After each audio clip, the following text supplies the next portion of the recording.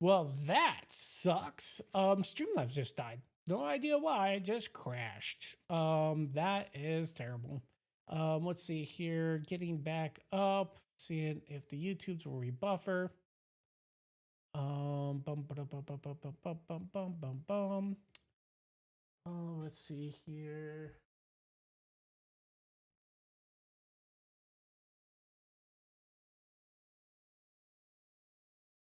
I've got to switch over to from this. See if YouTube's going to pick up the new stream.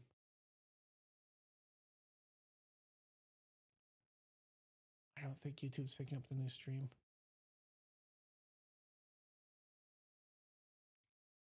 Let's see if it's going to pick this up. That's the recorded stream. Check 1, 2, 3. Check. I think this is working now. Boy, this sucks. Streamlabs is the worst. Man, oh man. So it bombed on me. I've got to switch over to OBS. OBS's problem is it doesn't allow multi-stream. You can't stream to both YouTube and Twitch at the same time. I like that feature. And so that's why I use Streamlabs, but it hasn't been updated since I think April, and it's always been like a turd for me. So I apologize for the crash there. That was not pleasant, but I think the stream's back up and running. All right, so where was I when I was talking last? Let's see here. Oh, so I was talking about why the cool feature that I want to be able to have in this app, and kind of, well, one, all the features that currently there are already cool features that developers would want to use once you start developing with a mobile database or a database in your app embedded, and you're trying to figure out like what's going on. You want to be able to see things. This allows you to not put a bunch of debug statements, a bunch of breakpoints in, and just see kind of what's going on, because this app will sync with your app, right? So it's going to sync data. So you can kind of see what's going on in between the two apps. Observers are the epitome of this. So the idea of observer is that anytime data changes between devices, right, we can throw a callback that says, hey, this data has changed for some reason. And here's the data that changed. You know, maybe you added some data. Maybe you deleted some data. Maybe you just changed that data. Whatever it is, that event will fire, and you can listen on that, and then you can decide what you want to do with your app. Do you want to update the screens? This gives you the ability to do dynamic updates in real time as data is changing in your app, and that's kind of our bread and butter. That's what makes us so cool. And you're getting all this, like I said, peer-to-peer, so you can have two devices. You can have many devices in the mesh. We call this a wireless mesh. That don't necessarily have to have internet connections together. So think of it like a point-of-sale system, right? Public information. Chick-fil-A is a big customers of us. They're a fast food place, right? So they have a bunch of kids out taking orders at the drive-through, and they have little kind of iPad-like devices that they're taking the orders. They have a person that's also at the cash register taking orders. And then what happens is none of those devices are connected to the internet. They all talk to each other, and then the order goes to something called a KDS, or a kitchen display unit. And the kitchen display system, or KDS, will show off the orders that are coming in so that the people inside the kitchen know what to make for you, so that when you get to the window at the drive-thru, they have your food ready. And all this is done with syncing, super cool, using this peer-to-peer technology. Where, like I said, none of these devices need to necessarily have an internet connection. As long as one of them has an internet connection, they all have one, technically speaking, because they can just hop data between each other, and then one device that's connected to the internet can sync it up to the cloud or to maybe even your data center. It doesn't really matter, right? It's wherever you want data to go, you can then route it that way. So that's the cool thing. That's what Ditto does awesome. But the theory is that I need to be able to see this kind of stuff, and that's what this app does. So right now I'm working on the query feature that allows me to do things with query. So one of the things I want to be able to do is as I run queries, let's go back to movies, for example. So movies is a little dangerous. If I were to just run the movies query right now, and I'm going to run it on my local database that's embedded into the Swift app here, you're going to see that it takes about 5 to 6 seconds. It's got 21,000 movies inside of this. So that's a big query, right? And that's all bringing it back. So there's no pagination in this right now, which is this is a flaw I got to fix. 21,000 JSON documents are actually being displayed in this SwiftUI list. So when this happens, actually, the memory usage goes up quite a bit. If we go look at our profiler in Swift, and as I'm developing, I'm always taking a look at this. Like, my memory usage is very important to me because I'm a developer, right? The memory should be important to all of us. So you'll see here that I've got 402 megabytes of RAM being used right now. That's because I have so many of those records in memory. However, if I were to go and just say limit 100, for example, and run that query instead, that's going to only give me 100 movies, right? So we can see our results are only 100. Well, now if I go back into Xcode and take a look, that memory usage has dropped down to 246 megabytes.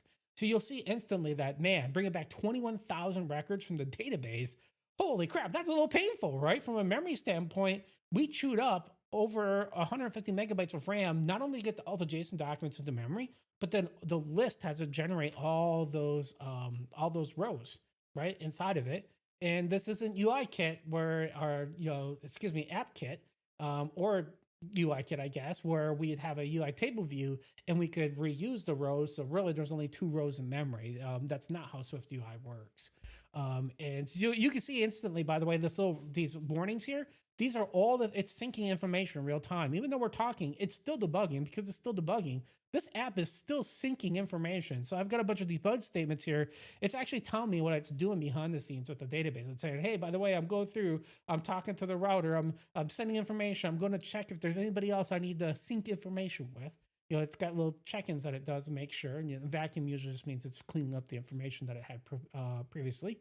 So you can see here that while I'm debugging, all this kind of stuff happening. But if I were to query this, you can see that's much lower. Now, a couple of things I want to be able to do in the app, updates I need to write today, is here. I'd like to keep track of the history of all the statements I just ran, right?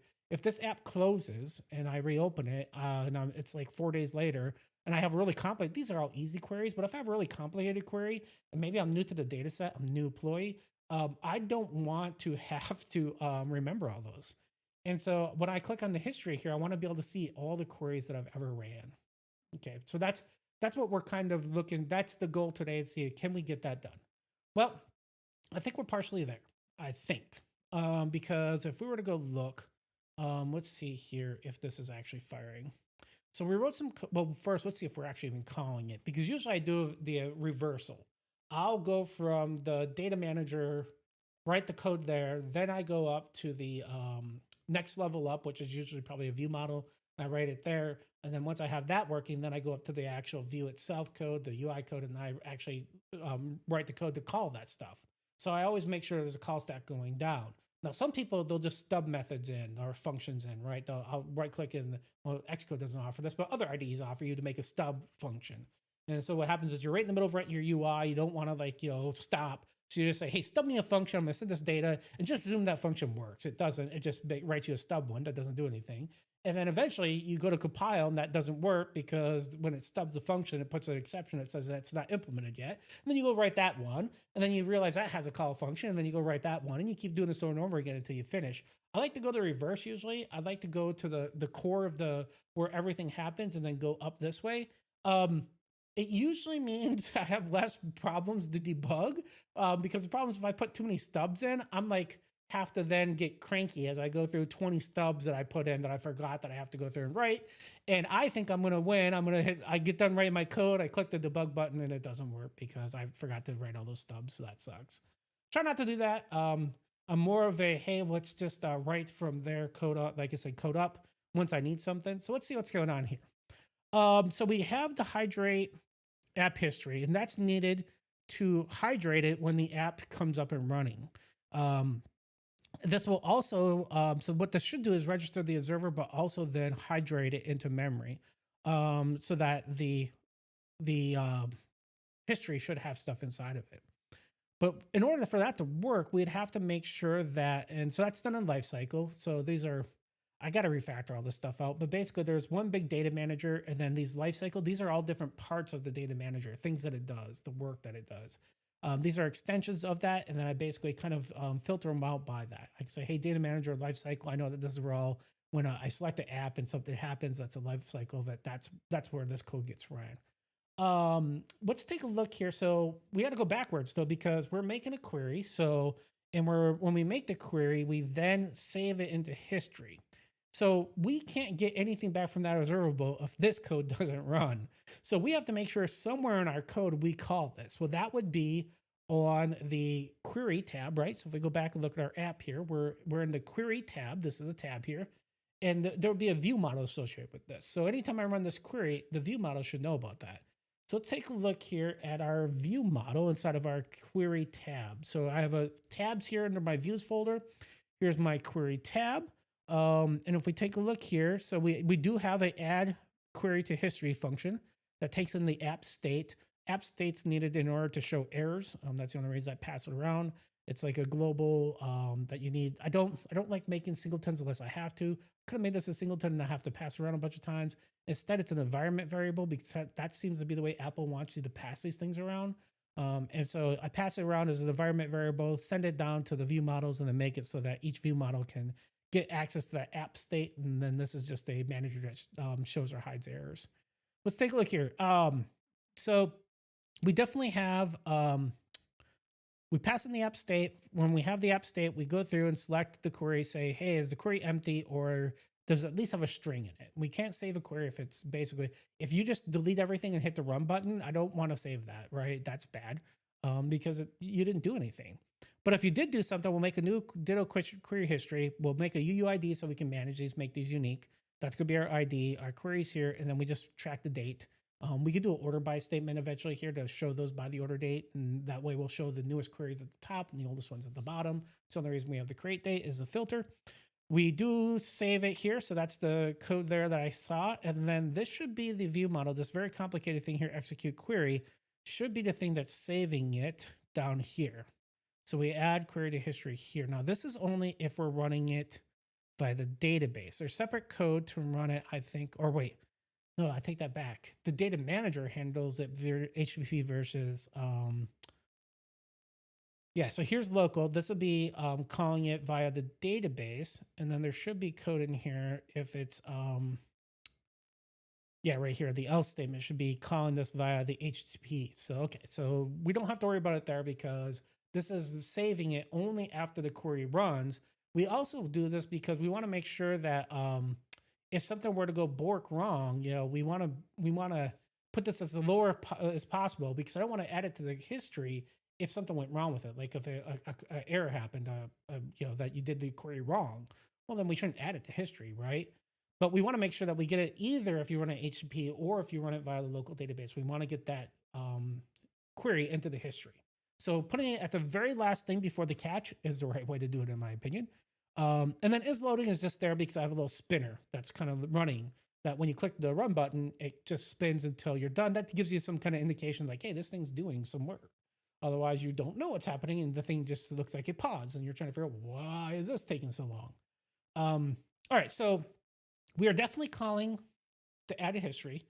And then add a history should be calling the data manager. The data manager should be writing it to the database.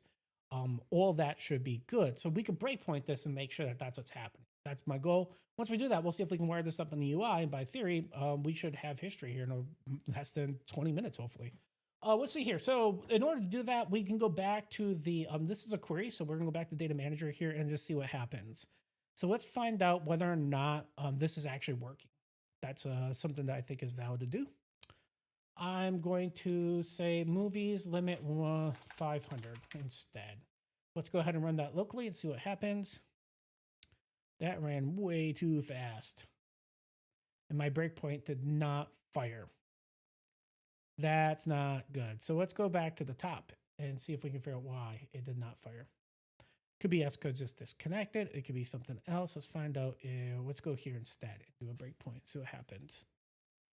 Let's go, instead of movies, let's go back to our collections. Let's go to comments instead and just get limit 100 so this doesn't take too long. Okay, so we're getting there. Okay, so hey, look at that, we got it. So we're in our query tab right now. So this means that this is running in the view model code, right? So this is, you can see here the class is view model. That's looking good. Let's take a look and see if we print out, it would be self dot, not self, it would be selected query. Okay, so we have a query. So what am I doing there? So if you don't know in Xcode, that is LLDB, which is basically GDB, a debugger. This gives you the ability to write commands that you can go in and ask the debugger to give you information. So what I'm doing is I'm asking it to print out the value of that variable in memory, and I want to know what the value of it inside of it is. You could do it over here, and like this area here that I have the mouse over here. You can do self, and you can kind of go through and take a look at things. This is another way to do it. Don't get me wrong, but I've been doing this a long time, and when I started, there was no UI for this, so I got used to back in the old days of using VI for my editor back in the '90s, and then just using GDB for trying to figure out what's going on. So that's good. That means we have a query in memory. We didn't crash. So that means we should be, by theory, good. Let's find out what's going on here to figure out. We're going to go just step into this to see what's going on here. So that should have called this code down here. So let's stop this, delete this breakpoint, and just continue on and see what's happening. So why didn't we get down here? I may have put the new breakpoint in after I skipped over the function already. Let's try it again. Let's go back to the app here. Like this 200 instead. So it's a new query. Okay, so we are making it down here. So let's see here. Our query should be, it's not empty. Oh, this is why. I have if is empty and if the count is greater than 0. It's my fault. Look at this, folks. That's it. It should be is not empty. This is why we debug. So if the selected query is not empty and if the count is greater than 0. The problem with this is that is empty doesn't always give me back if there's just like a blank string. At least it does not seem to work for me. So that's why I'm doing the double check, which I hate. But earlier I had a bug where it was not doing that and I could not figure out why. And then I was like, well, I'm gonna go back to what I would do like in C# and do a double check of the length, which in C# that's how you do it, and the is empty, and then it was working for some reason. So let's see here. Let's go back to query, go into comments. We want to limit this to 500, just so we have a new query. So this has never been writing to the database, so I guess it doesn't matter. I should have no history whatsoever because this line was not working. So let's see what happens here. We're going to step into, so okay, we are making it. So we're going to make a history object here. That's a good thing here. So that should have made us newed us up a history, and we have a history, and we could take a look here. We have a UUID or a GUID, you know, depending if you're Microsoft or everybody else. We have a date, and we have the query that we want to save into the database. This is looking all pretty badass awesome now. I think that was probably my bug. So let's go here. We have a breakpoint there. Let's just continue on Wayward Son and see if I can, did I remove that breakpoint so that ain't going to kill me in the future? I did. All right, so let's take a look here. We're back here in the Ditto Manager. Let's go through here. We're going to get a selected app. We're going to now insert this into the database. This is how you do it. It's just, we have a language called DQL, which is basically just SQL, which is super awesome, which means if you know SQL, you could just write to a mobile database pretty quickly. The other thing is that if you don't know SQL, it's the easiest language to learn on the planet. It's pretty basic. You got 4 words. You have a select statement, which gets you information out of the database. You have an insert statement that puts it in the database, an update statement that will update information in the database, and a delete statement that will remove it. 4 keywords, and you can build some of the coolest apps in the world. And honestly, SQL has been around for like a gazillion years. When I say a gazillion years, it's been like the 70s. So it's a very popular way of writing data to databases. This makes it super easy. If you've done Postgres or if you've done MySQL or any of those kind of things, you'll feel right at home. Let's see here. So I've got an insert statement. I'm going to insert this document because we are a document-based database. And then the argument is going to be the actual document properties that I want to insert into the database. So I'm going to make a query history object, which has got an ID, a query, created date, and a selected app ID. And we need, I think there's a bug in my code, my observer code. I don't remember putting a query in the app ID. That's probably going to break things. Okay, let's delete the breakpoint because I think we're working. Okay, but we won't see history yet because I haven't written the code to go get it yet. But I need to go check because I'm pretty sure we have a new problem that I think I did not in my observer code, which would be in lifecycle. I call it. Let's go ahead and stop this from debugging. Go look at lifecycle now. So instead of lifecycle, I had the hydrate. Where's the hydrate history? Let's see here. Hydrate history. I do have it. Okay. So what was my fear? My fear was you have to select an app because I can have many different databases because you can have many different apps you're trying to debug, right? So when we go to get the history, we want to get it where we basically filter out all the history to a very specific app. Whatever app you've selected when you first start the app. And so that's what that code's doing. It's basically saying, okay, only give me the query history when this happens. Technically speaking, this stuff should fire. And so hydrate should run in my hydrating history. Well, that would be the next reason why, because I don't think I have it here. So we hydrate subscriptions, we start sync, we hydrate subscriptions, we hydrate observers. I don't see anything that says hydrate history. I think this is where I decided I was going to stream, and I was like, okay, I'll stream this because, why not on a Friday? The real answer is that it's actually hard to stream. I had to get like the green screen behind me set up, and then I had to go through and update Streamlabs, and then I had to make sure like all my overlays and stuff were working and blah blah blah. So that's why I normally don't stream, because it's just like I never wanted to do all the work to get it reset back up since I left Couchbase. But this afternoon I decided to take the hour it would take to get everything set back up. So let's see, we're gonna rehydrate the history from the database, and this will fix it. So hydrate. We want to say the selected query history, and we do have to do a try and wait on that because this is async. And that should fix that. So now what should happen is this should get hydrated, and we should get a list of history, at least in the Ditto manager, that will have all the history in it when the app gets selected. However, it does not mean that the UI knows about that history yet. And that's going to be the next challenge, is that we have to go through and write the UI code. Honestly, that's actually pretty easy to do, but that'll be our next step, is to say, hey, we need to go through, and if you click on the toolbar, let's go through and make a list of this query history and show the history itself, the query itself.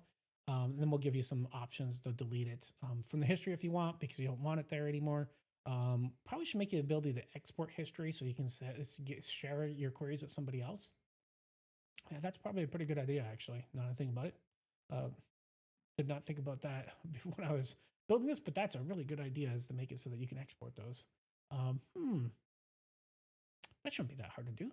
We have it in memory. We could just write it, serialize it down, and write it to disk as a JSON object, and then make it so that you can bring it back in.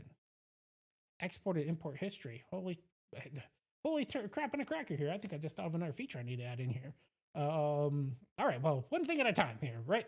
So this I was talking about earlier. You have to select the app when the app first launches. And so I have two apps I've been working on, a MongoDB demo app and then this party game app. And I've wrote this app, by the way, for me, because I've been trying to debug my own apps, and it's a lot of work. And I was like, I should just build an app that helps me debug these things. This is how developers build tools, right? At companies, when you find that, you have a need, well, I'll just build something to help me debug this thing. And so that's what this app is. I'm going to go back in here, and we should see now, well, we shouldn't see anything, but this should at least not crash. And so this is where we want to work next. So when you go into your query, you click on the history button. We have a collections history and favorites. We want to be able to list out that history that we have, and then we'll see what happens. So that seems like everything's working good. Let's just make sure I didn't break anything here. Limit 1. That was pretty fast. Okay, so that's all still working. All right, so let's go through and see if we can't break this app. I mean, let's see if we can't go through and add some UI now to it, which is one of the coolest things you can do in SwiftUI. Let's take a look at this. So the UI, I've got everything. How you sort your projects is up to you, man. I'm not gonna dictate to people how to do this, but what I like to do is I have components. These are reusable components, but most of the time they're not. Let's just be honest, right? Like this app card's only ever used in one screen. However, I like to break it out into a separate file. To me, a component is something that doesn't track its own state. If it doesn't track its own state, somebody else is responsible for it, then that's just a component. It's not, its job isn't to like be the person. You could pass in some stuff to it and then it should just like do whatever you tell it to do, but it doesn't manage anything. It's not a real, to me, person. Like a button, the button isn't hard coded to what action should run when you click on it, right? You send in an action, a function, a callback, and then it runs that thing when somebody clicks on it. That's a component to me. And so that's what the components folder is full of. It's a bunch of those reusable. If you want to make them reusable, they're reusable. But most of mine, a secure field, actually, I do use that in multiple spots. But some of these things like JSON, the results JSON viewer, that's only used in one spot. It's in the query screen. So that's there. The data is where I have all my data. Anything that talks to the database is in the data folder.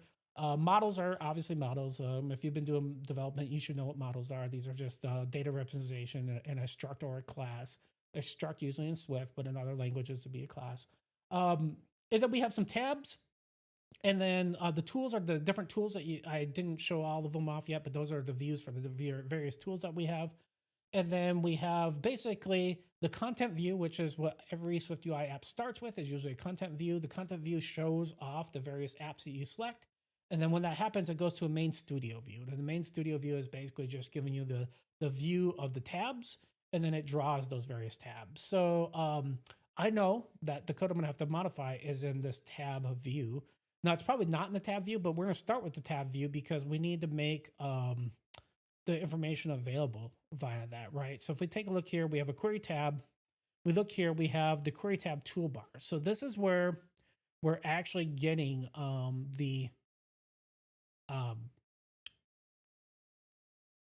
toolbar that draws the little tools and all those kind of things, right? Sorry, I had a brain fart there for a second. So we this query toolbar view takes in the view models collections, its query history. So you can see here, that's the important thing. We probably don't want to pass it in via that though, because the state is managed inside of the manager. And so we should be able, and that's a singleton. We should be saying this. Oops. Okay, yeah. This should be ditto manager dot shared dot ditto query ditto ditto this one. That's what we should be sending in, because that is an observable, and the observable should be cool.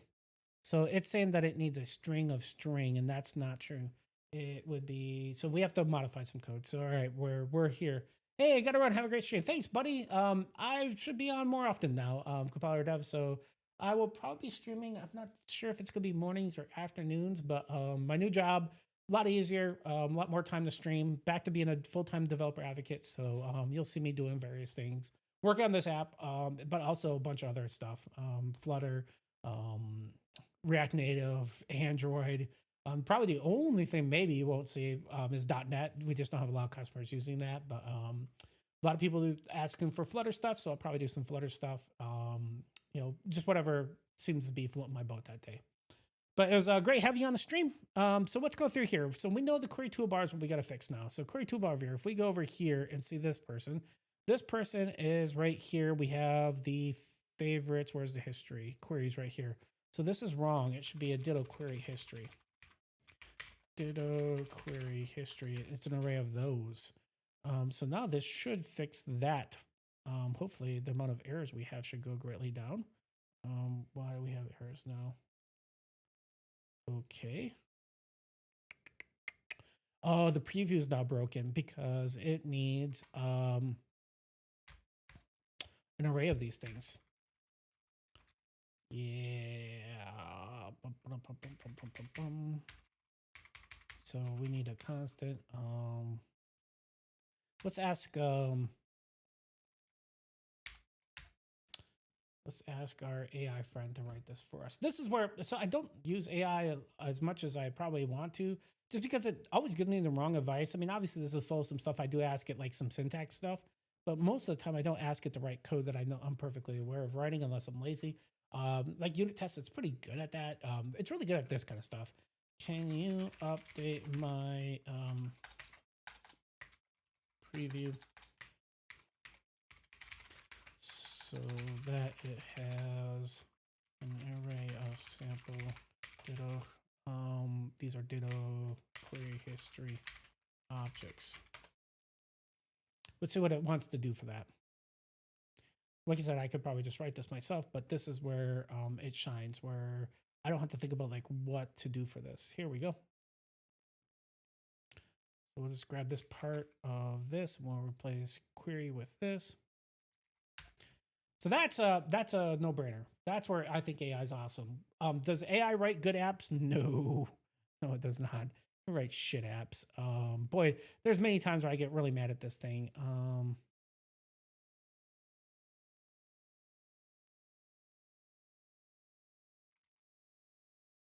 Yeah, there is no selected app ID. The selected app ID only exists in the document. Doesn't we never want to show that to somebody that it exists. It's like hidden details of business logic that we just don't care about. Why would it have here this comment? I don't need this. Yeah, so I don't like the it's not always perfect, but we can fix that. Okay. So that, hey, look at that. We went from 6 errors down to 0? 0?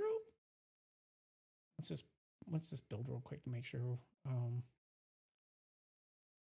Oh, who's it pissed off about now? What's it mad?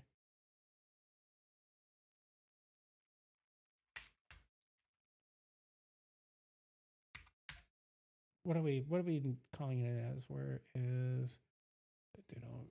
Let's just move this over here. So what are we calling this in as? That should be published. Where is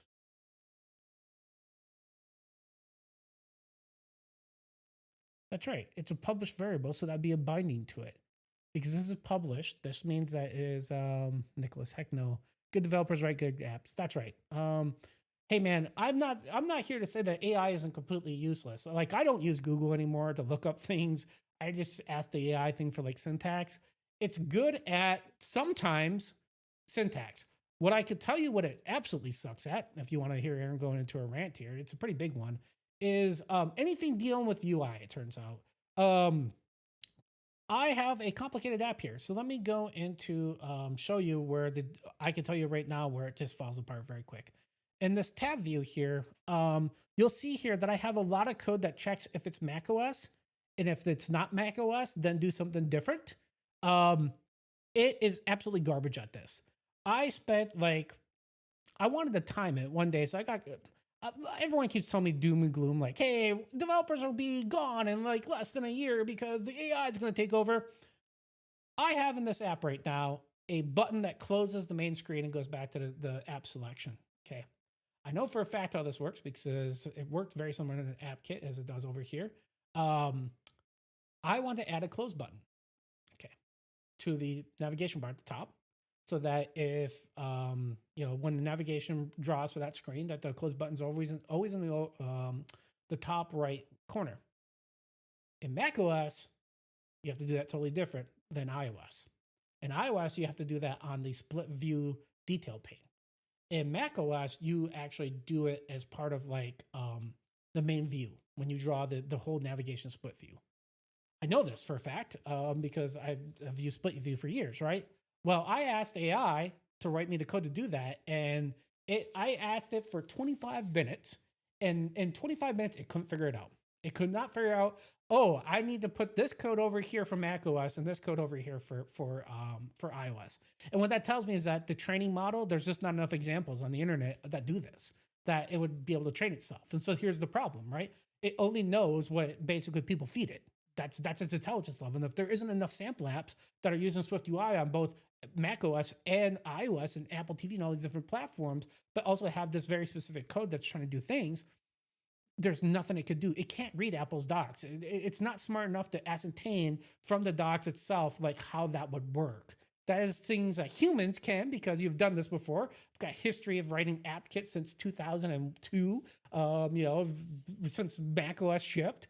Prior to that, I wrote Pascal on macOS 9. I'm old. I'm 50 years old. So yeah, I've been around for a long time.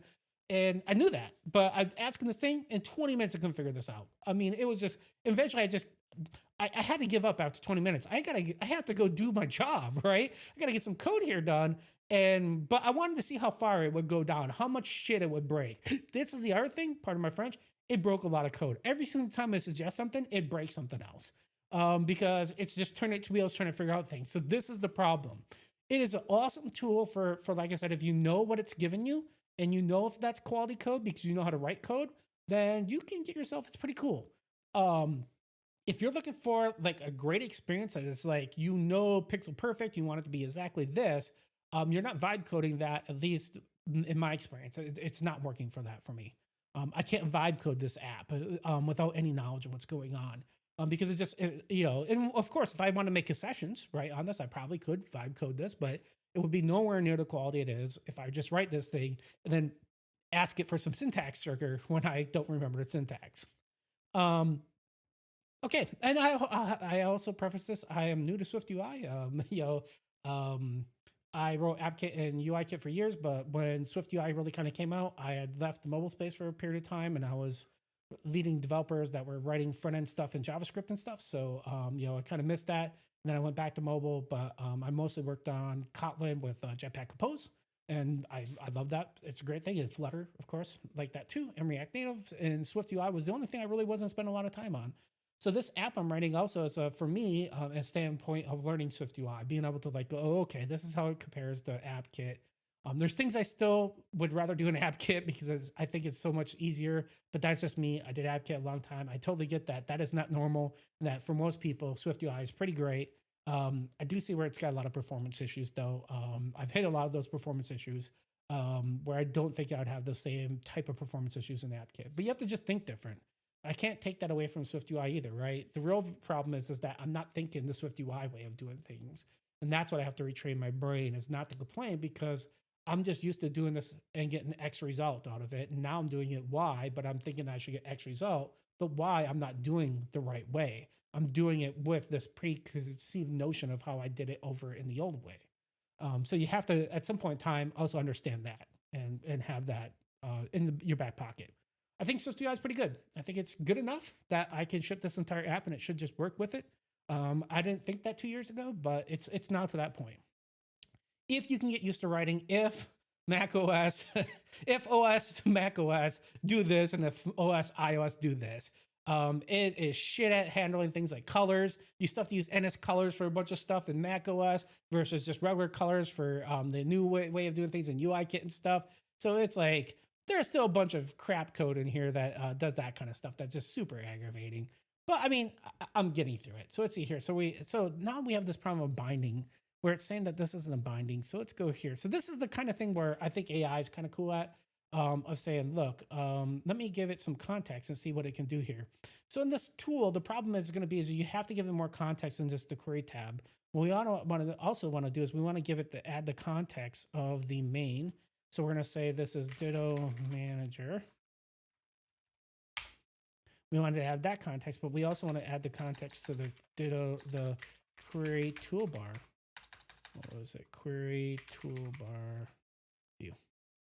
So we want to give it those three pieces of context, because those are the three things that are talking to each other. That's the other thing about AI. If you don't give it the context, it has no idea of how to give you a good answer to the problem. So let's just tell it, hey, I'm getting an error.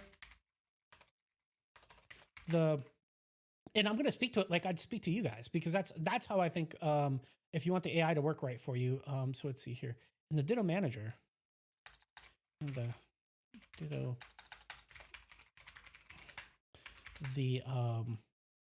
is that property called? Property is called Ditto query here. Is a property. So I'm trying to why the query toolbar view can't take that in as a binding. Can you give me some suggestions on how to fix this? Let's see what the AI has to say on this. So, yeah, SwiftUI is amazing when it works. That exactly is the right answer. So let's see, what does it say in here? So it is saying, this is where I think it's probably gonna be garbage. I can already tell that it's not. I'm not feeling warm fuzzies. This you're trying to pass a regular property, Ditto query history, to a view that expects a binding. This happens because your query toolbar takes in a parameter as binding, but you're trying to pass in a regular published property. Here's how to fix it. When you use the query view, you need to wrap your Ditto history binding using the prefix in your SwiftUI view. So no, because it's not in the view model. It's in the manager. Use outside the query view, like the view model, you need to create a binding manually.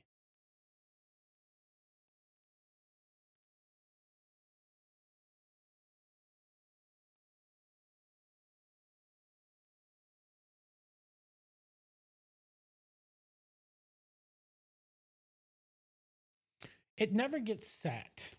The toolbar would never set it, but it would get it. And we want to get it with updates.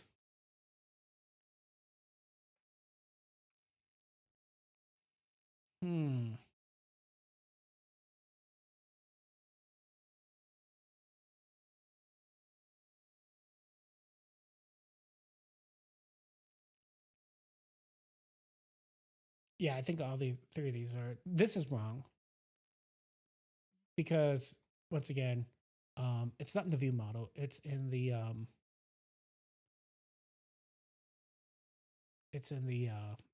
shared singleton basically. Using this outside of SwiftUI view, like in a view model, you need to create a menu manually. No, I'm using it only in the view.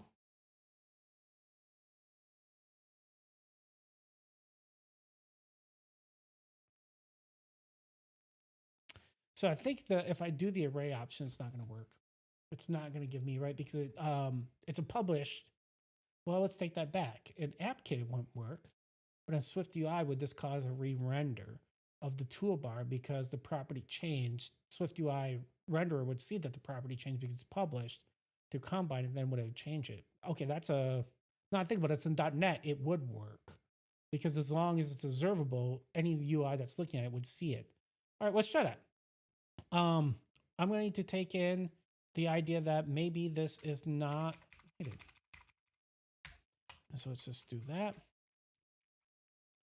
And then say here, and we should just be able to pass it in and see. So now let's see here. So now it's mad about the constant because we don't need a constant because the fact that it's not binding. That should fix that.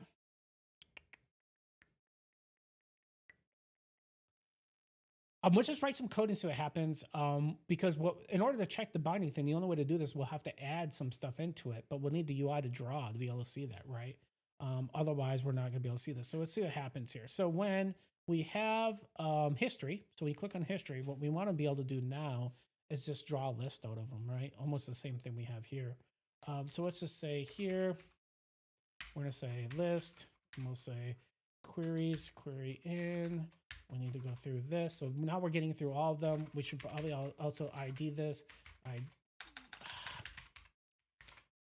Xcode is being a turd. This would be.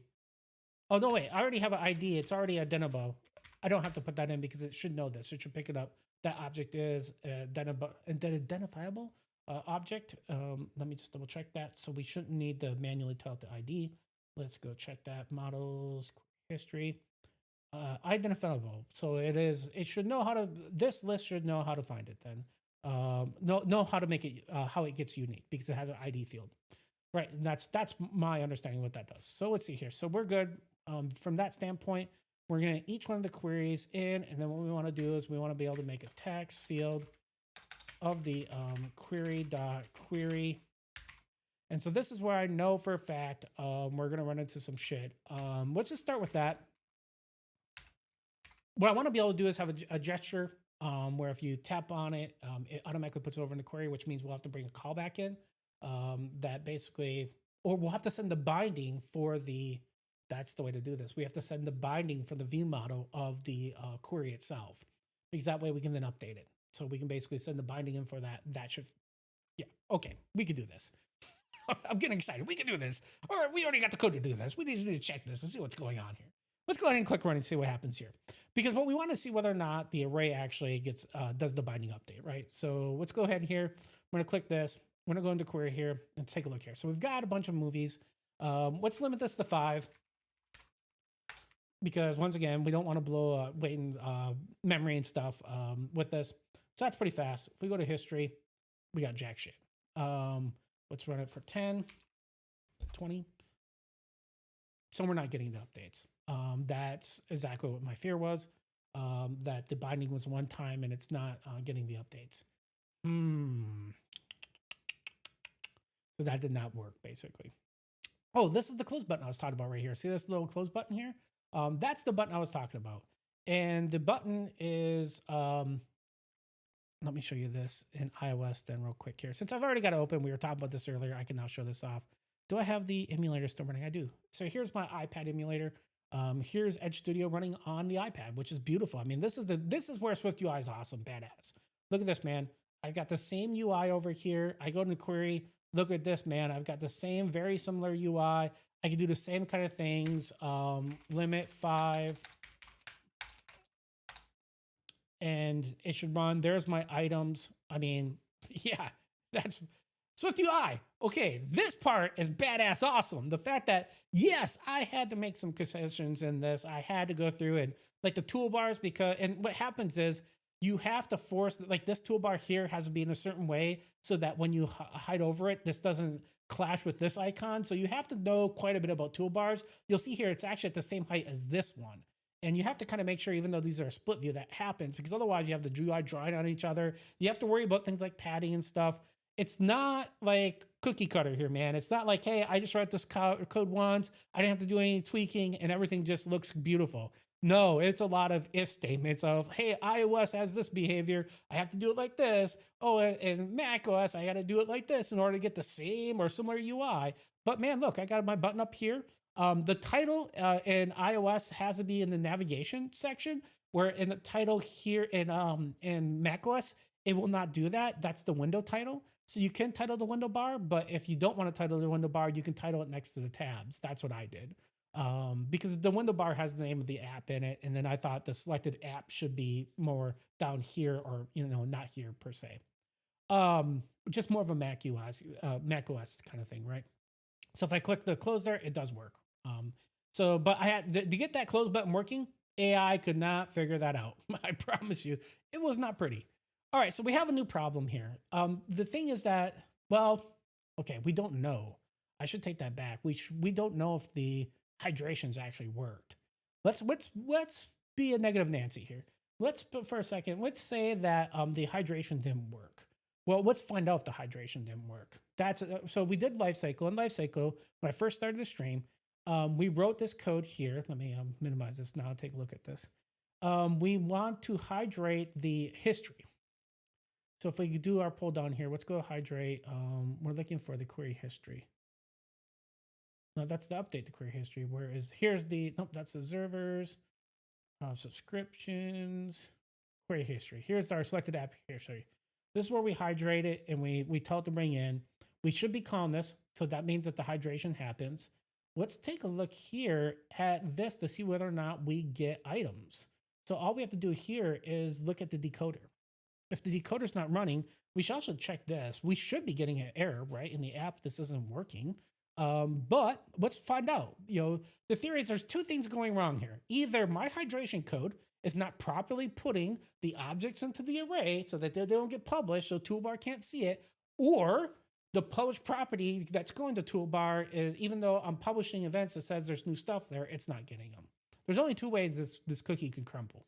So it's going to be one of the two spots. And we just need to figure out which one of those spots it is. There's a different fix for each one of those, right? This is, once again, hey, I can't help you with any of this stuff. This is like logic of how your app works and where you should go look and do things. So let's go through here and take a look here. Hydration's breakpoint should have already hit. Why didn't it hit? So that's a bad thing. Okay, so that tells me already that this code didn't run because the breakpoint didn't happen. All right, that's bad. Let's close out of the app and we don't have to close the debugger. We can just close out the selected app and then reselect it and then see if we get to the point. So that's not running either. What the hell's going on here? Is my Xcode broke where it's not, it's done that before where it doesn't fire breakpoints. Let's see here. We are in the hydrated selected app. Let's find out.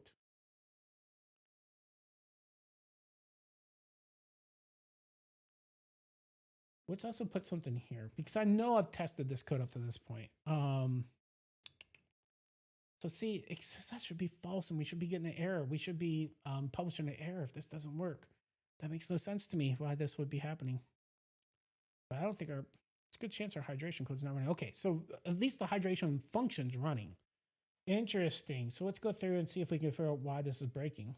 So let's delete this breakpoint. DB name, we have to make a DB unique because there's many different databases because you have many different apps. So this just calculates the directory of where to store it. I know that code works. So let's go, let's see here. I know the code works up to this code here. I'm just gonna hit continue. Okay, so we know that we got there. Let's go ahead and delete that breakpoint. And let's go past sync and see if it works. It does work. You're probably saying, why am I like putting random breakpoints in? Well, I found that Xcode, by the way, this is pro tip, its async code isn't great about keeping because you can jump threads. And so sometimes I'll just say step over and it doesn't step over. It just basically bombs out the debugger. So I found that, hey, put a couple different breakpoints in if you're using async a lot and then just jump from one to the next. And usually it won't thread jump and lose the breakpoint. Pro tip if you're running into weird things with actors and debugging. Let's see here. So we hydrate subscriptions. Oh, I haven't tested the hydrate observers yet. So hydrate subscriptions is the last thing that ran. Interesting. So hydrating subscriptions. Let me think about it. Hydrating subscriptions should have worked. And we know that, oh, shouldn't show that off. If hydrate subscriptions wasn't working, which let's just see if we get to hydrate observers. We don't. Okay. So something's wrong with subscriptions that's causing this, but the subscriptions are showing up. That's my problem I have. Look, you can see them right here. These would not show up if hydrate subscriptions wasn't working. None of these subscriptions, because these are stored in the database. I don't even know what these are. Like, for example, if I were to go back to party game here, there's no subscriptions. It doesn't exist yet, right? So this is a problem.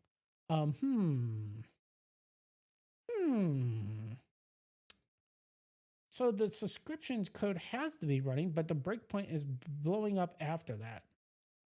That's a clue. Let's break through the subscription hydration and see if we can figure out why we're getting lost in it. So let's see here. It's hydrate subscriptions does not return back out. So subscriptions are in the subscription file here. Let's bring this up over here and we want to hydrate those. Actually, no, they're not. Subscription hydrate specifically being the hydrations file, which is in lifecycle. All right, so let's go to hydrate subscriptions. Where are we? Right here. Let's find out why this isn't working, or at least try to figure out why. Actually, let me go back there and add a couple more breakpoints and we'll see if we can troubleshoot this. Arguments be okay. My guess, it would be either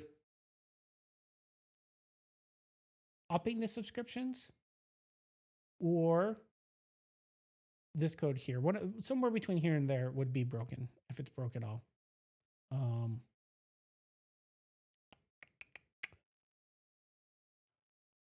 Yeah, let's try this and see what happens. Okay. Where are we? Oh, I've got the file open in two windows, or two spots here. Let's open this one instead. We'll just keep query open over here. So here we go. So we're at the subscription. We have the Ditto object. So we're going to do an if let. We could probably do a guard on this, technically speaking, and bomb out that way. Very, very nice with an error. If we can't do these two casts.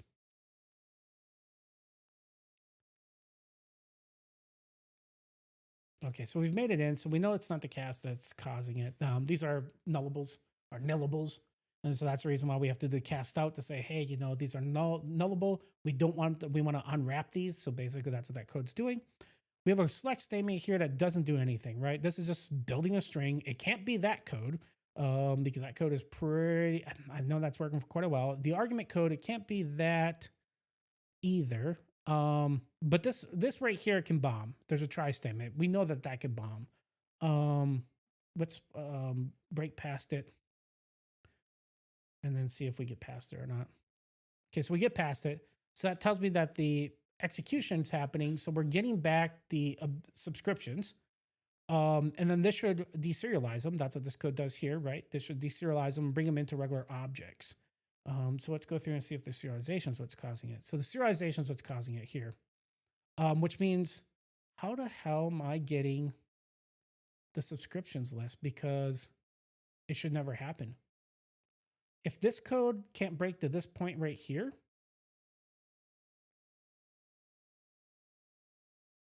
we shouldn't have the subscription list.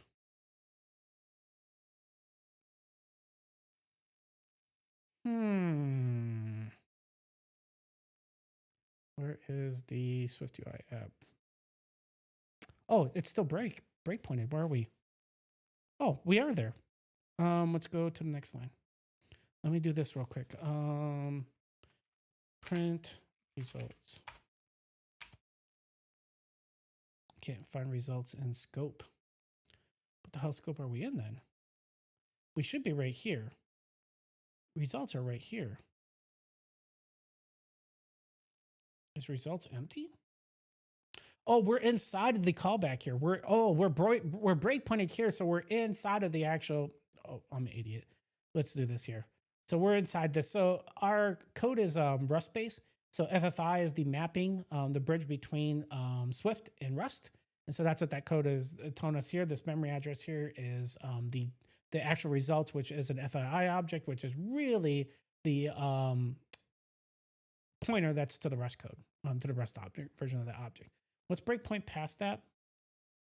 Okay, so let's see if we got subscriptions. Let's print subscriptions, plural. What do we got in here? So we've got 3 subscriptions. Those are right. Okay, so that's not the issue. 4 subscriptions, technically speaking, because we have a 0 index. Okay, so that's there. We should loop through. So let's see here. Try for each. We get a subscription.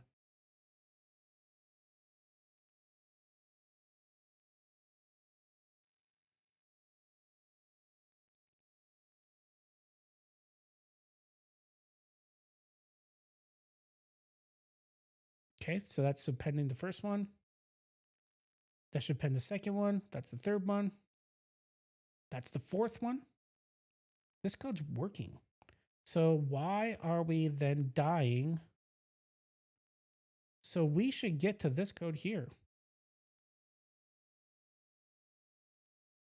But we never get to hydrate observer.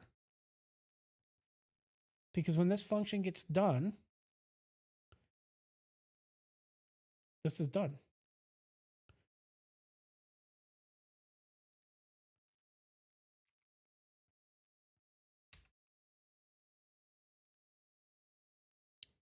So hydrate subscription was working.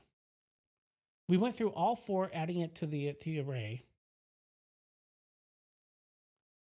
But for whatever reason, let's put a breakpoint in the catch and try it again. And we see the subscriptions there. So that's, tell me those are working.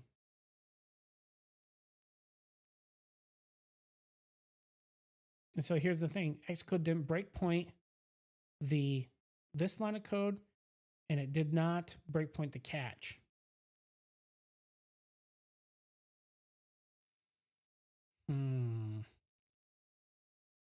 Look at this. The breakpoint went delete at first. I think I have a symbols problem. Let's do a clean real quick. Symbols are what when you build, it basically makes a map that says this is where all the code is, and this particular piece of code links over to here. And so that way, when you put a breakpoint in, it can use the symbols to find the code to actually stop at and know exactly where an ID it is. It does a bunch of other things, but that's the basics of symbols. It's like a map of your code, basically.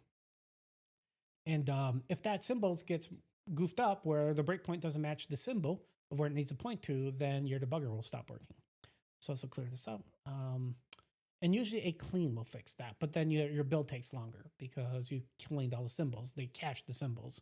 What it tries to do is when you compile, it only compiles the code that's changed. So if it, you only changed one file, it should, by theory, only have to build that one. It has all of them, other things cached. When you clean, you're just telling it, I have to rebuild everything. So there's no cache to go off of, so it takes longer. But we should have jumped back to Xcode. We still didn't get back. Why? I mean, I know how to troubleshoot. I know one thing I could do. I could just put the history above. It doesn't matter what order these run in, but it doesn't solve my bigger problem, right? So I mean, I know that I could do that. Um, it's just really weird. Why is the debugger losing this? I don't have a good answer to tell you the truth. Let's see here. So if I go back in, so I have my breakpoint here. I should have my breakpoint here too for observers. Continue. Nothing.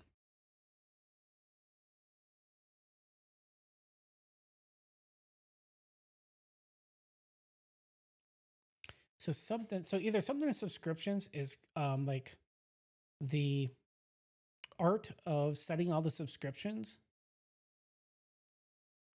is breaking thread. Something's going on here where we're not getting what we should getting. Um, let's do what I originally said we should try.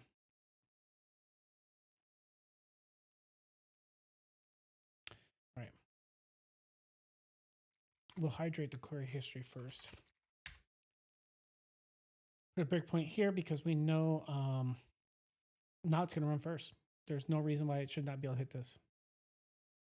And then it should hit all of our stuff that we have inside of the code that actually brings the history up.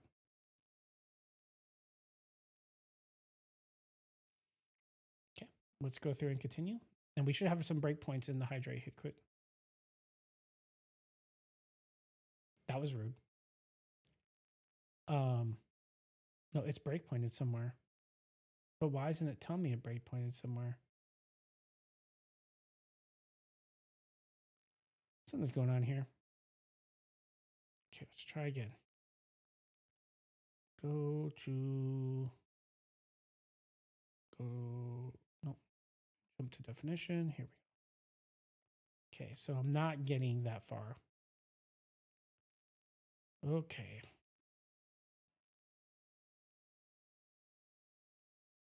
Okay, so we're in the method.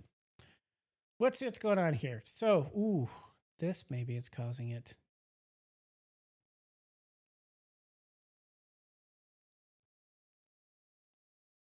Okay, we made it past it. So we have 3 variables in memory. We should have the Ditto, a reference to the app itself. And this has the error reporter built into it right here. That's the only reason I have that. The ID would just be the ID of the selected app. And then we have the Ditto object, which allows us to talk to the database and stuff. All logically making sense to me so far. By the way, I forgot my friends at YouTube. Need to make sure that nobody's saying the chat over there. Hey, YouTube. You're watching. I know a lot of people watch my streams afterward on YouTube. I don't know why. Thank you, I guess, but thank you for doing that. Let's see here. Let's breakpoint past this. So we're gonna walk through this, see what's going on here. So the next thing we should do is we have a let arguments equals this. That makes sense. So we're gonna register. We're gonna try to register.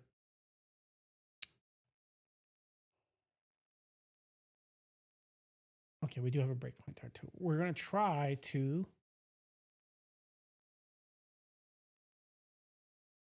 register a callback for anytime this code changes, anytime the data goes in the database. That's what this does here. So it says I'm going to register an observer. The Ditto store has a register observer. It takes in like what query you want to run. And then anytime that data changes, it'll run this callback. And that's what basically we're trying to do there. We're trying to see anytime you run a query, we want to be able to know that. We want to be able to save that query in a database that you ran. And then we want to be able to update our UI for it. There's other ways to do this, but observers are the super cheap, awesome way of doing it. Since we have Ditto, we should just use that because any other way comes with all kinds of pain of trying to remember your manage your cache, it's called. If you cache it locally and like in memory, then you have to worry about dropping the cache when it's stale and keeping the cache up to date and this and that. Not necessarily awesome. Not my favorite thing to do when you have a database. Just use the database. So let's see here. So we know argument worked. We're right here. So we're at let argument equal that. So our next line, so we should have argument in here. It's just a string. It's just taking our selected app ID. And as long as that matches the name here inside of this is what we send in for parameters. This colon here. So I know that matches. So that's cool. And it should be the ID of the selected app. I shouldn't need to lower that. It should know that. So this is the part that's probably breaking it right here. where it's going to try to register the observer.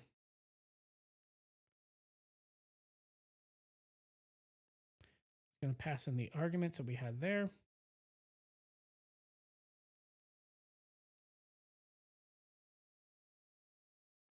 It's checking to see if it can do a weak self. Okay, so it's working. We're getting in. So we hit our breakpoint here. So we're saying guard self. So that's good. So we're getting to the point we have a decoder. All right, so we have results. How many results do we have?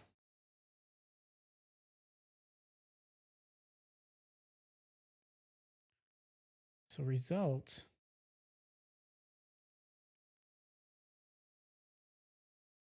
It has no results. That would make sense, right? That there's nothing that has changed. So there shouldn't be anything currently in there today.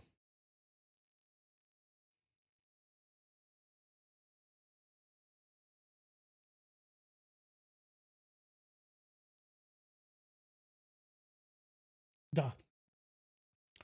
We registered the observer, but nothing's changed. So we wouldn't see anything because it's only for changes. We don't hydrate the original data. We're only registering, hey, if we get updates, to see those. So this is me. I'm an idiot. The hydration code's wrong. Well, it's right, but the hydration code needs to do the initial load, right? That's what's going on. So by theory, this could be right. Doesn't explain why the breakpoint's not firing, by the way, afterward. After subscription, still got to figure out what's going on with that. But at least we could take a look here and see what's going on with this. So the interesting thing is that I have that breakpoint in the observers. It should have caught this. If we added it into the database, it should have caught this.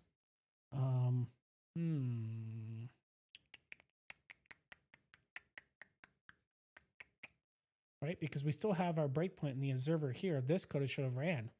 It should have said, hey, we have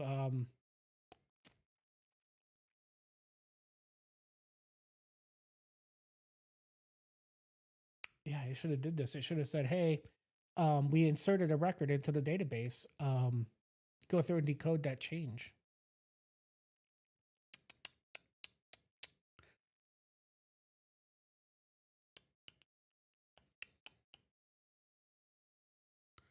Why isn't the observer running? But we know we debugged the code that the save is happening. The hydration's happening. So the next question is this pointer running out of memory?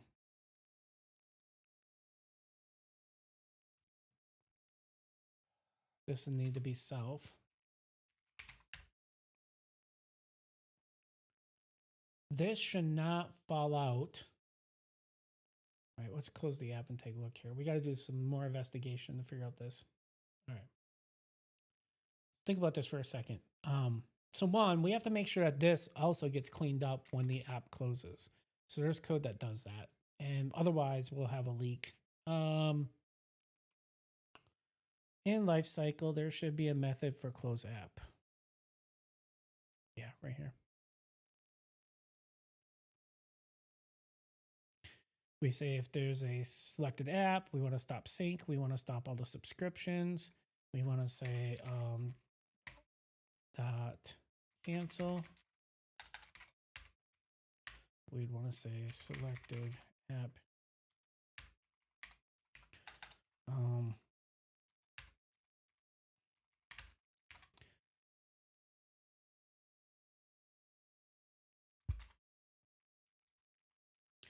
We gotta unbox it, unwrap it. Sorry, unbox is .NET, unwrap is Swift. They mean the same thing, but everybody has to have their own terminology for something. So we gotta unwrap it to make sure it's nullable. Let's see here. So that will so that at least removes that. Need to make sure I do that because that's bad, but that's still not telling me why this isn't working. Hydration is working from the sense that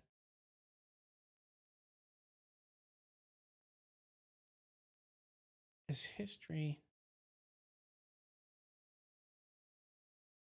When we know this code's not getting called, we know that we know the code's getting called, but we know it's not firing when I save something. Let's go through and reread the code, make sure it's right.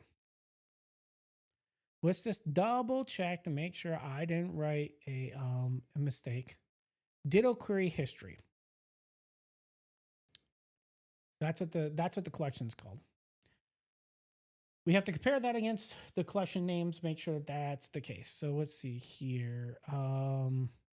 That is also done in here. Ditto query history. Okay. So that tells me that that's right. This tells it basically to not sync it, that it's only local to my app. I don't want to sync any of your local cache stuff to anywhere else. That's a security nightmare.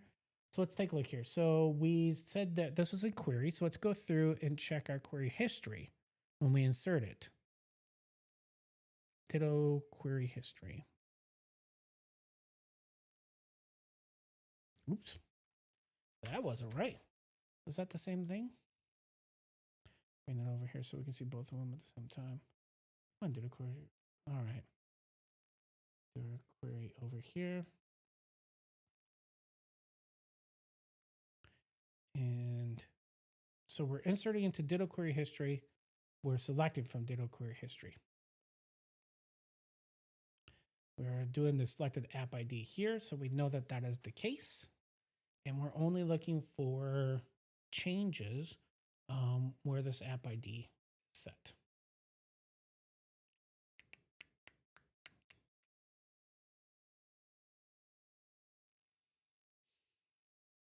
Is this getting ran? We debugged that, right? We debugged this. We made sure this is running, right? Right?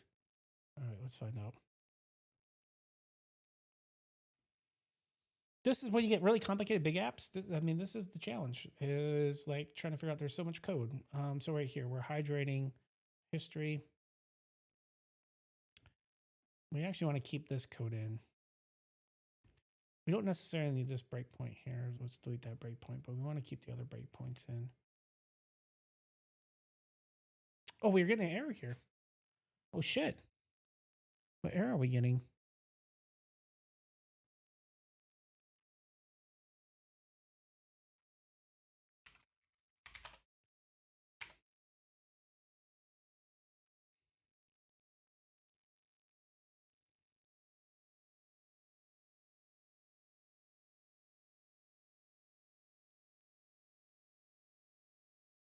What?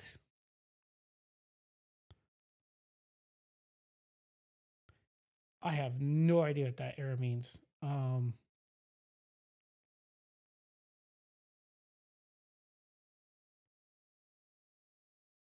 aren't we seeing it in the app?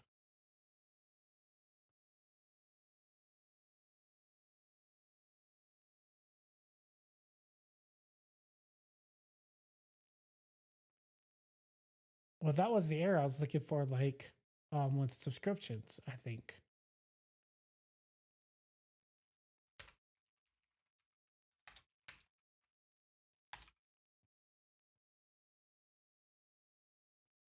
Okay, so this is definitely running.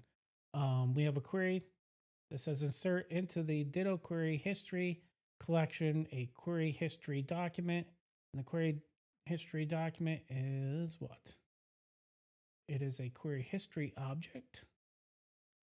These are spelled right. It has an underscore document ID, query, created date, and a selected app ID. And that should be hopefully right. And that is, okay.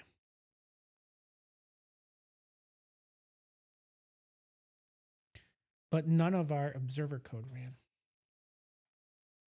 So these are getting added to the database now. Once we figure out why they're not going, the observer's not calling, we should have a ton of these. I'm a little concerned about the error that was coming up. Whose error was it again? Was it in hydration's method? It looked like it was in the hydrate selected app, right? It was here. Look at that. It keeps ghosting out the...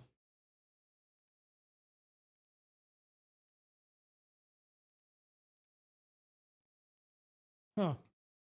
That's usually a symbols problem where it ghosted out. Let's guess try it again. We know it's getting to the database, so that's a good sign.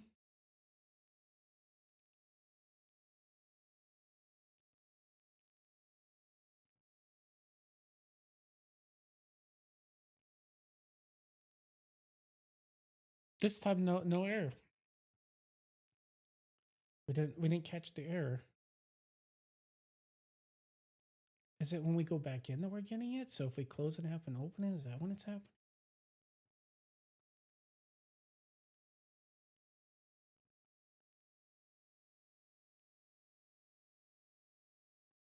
Not happened either.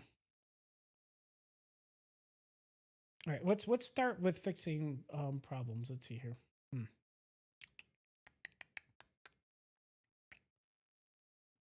So one of the problems is we have to hydrate two parts. We have to hydrate the observer, but we also have to hydrate the actual data itself, because the observer only run if data updates. But if there's, it needs to have initial data. So we need in here, we need a two parts of this. So we need to here hydrate the initial data from the database. And then we're going to register for changes. For any changes.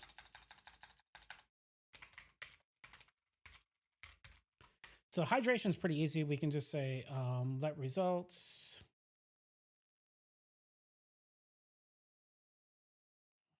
Let try execute query with args.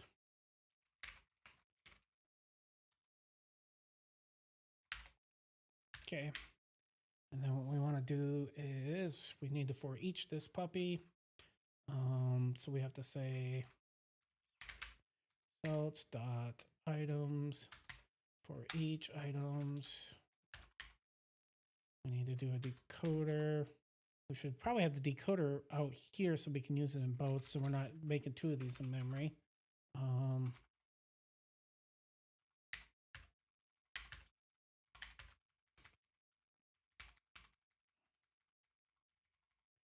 Decoders are expensive, so let's not have those 100 of those laying around in memory. That's probably a bad thing, right?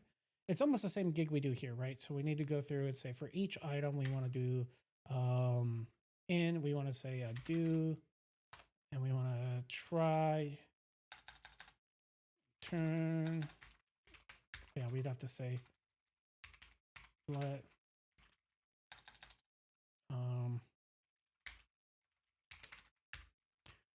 we want to return a try decoder decode, and we'd have to give the object name, which would be Ditto history self, and then the item to JSON data to decode. And this would be a from, right? And that should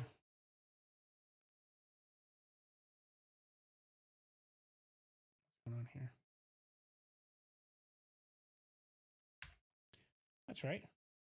Return try decoder decode Ditto history self from there.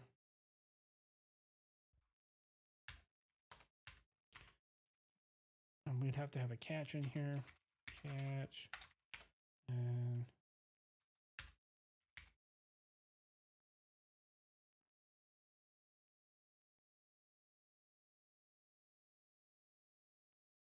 wait, what? Return try decoder decode Ditto history self from the item itself.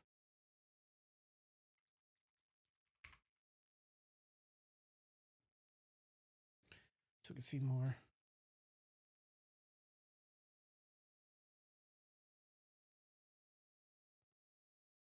Oh shit. We're just for eaching. We'd have to do it like this. I'm an idiot. And we did say for each items in, we'd say do, we don't return here. We'd say let,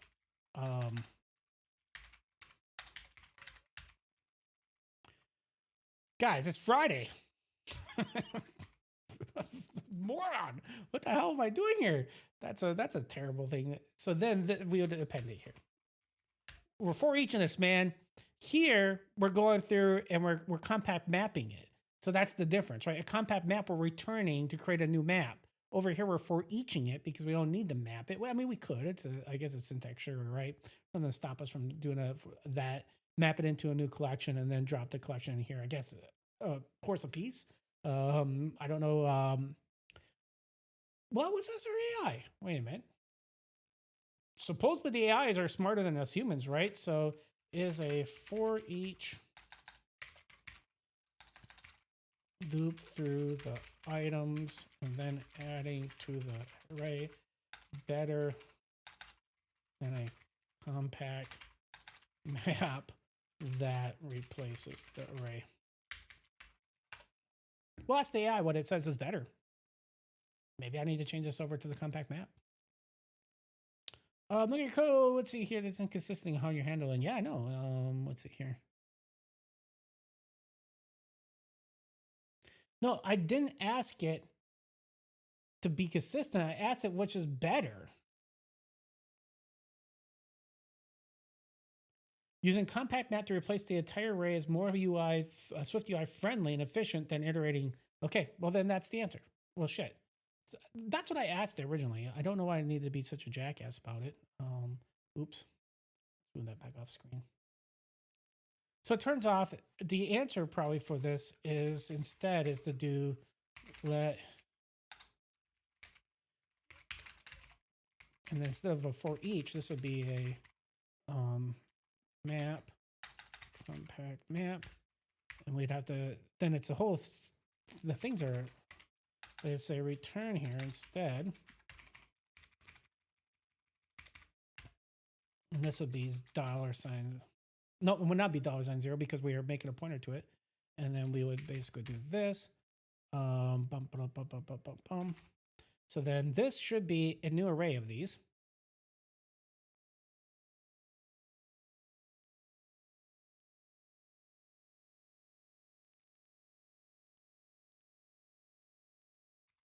Wait. Oh, yeah, we'd have to do a no on this. If we have an error. Yeah, duh. And so then once we have this, then we just, we know that if this is, well, I guess it really doesn't matter. We would put these in no matter what, because this is hydration of it, right? We would say self dot, Ditto query history equals history items. That's the initial hydration. Then what this should do is this should do any changes that have been made to the database, right? Let's see what happens here. So this should, by theory, give us a bunch of queries back because we've been writing queries to the database for quite a while. We just haven't been seeing them because the observations are not working for some reason, and we're not sure why. Let's see what happens here. Also a little worried about warnings. What do we have here? Oh. I'll have to fix that after. Because it does not run on the main UI. I'll have to get a pointer to it freaking in order to pass it in. Oh yeah, our breakpoints.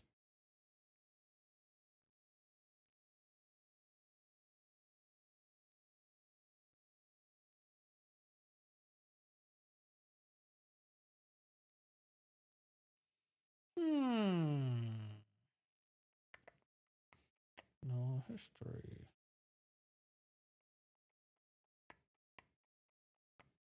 Let's see if we're hydrating history.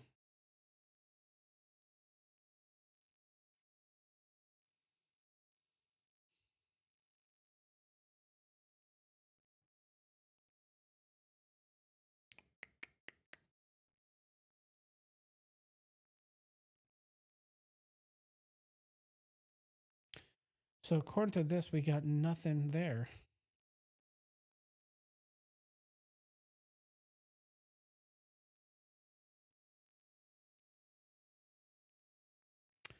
And history had nothing in it.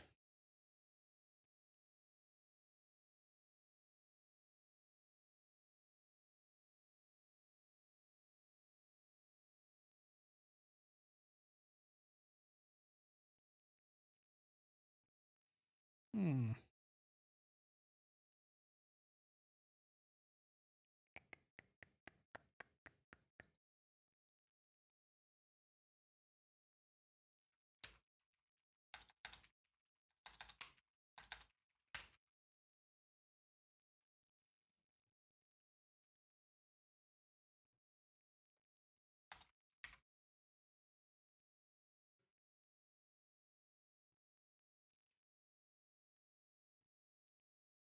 That should have wrote 2 to the database. Okay, right?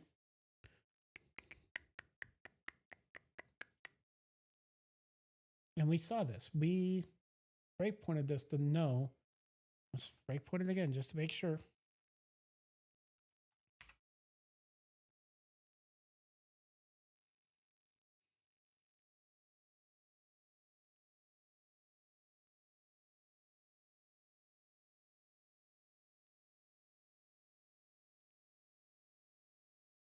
Insert into Ditto query history documents. Query history.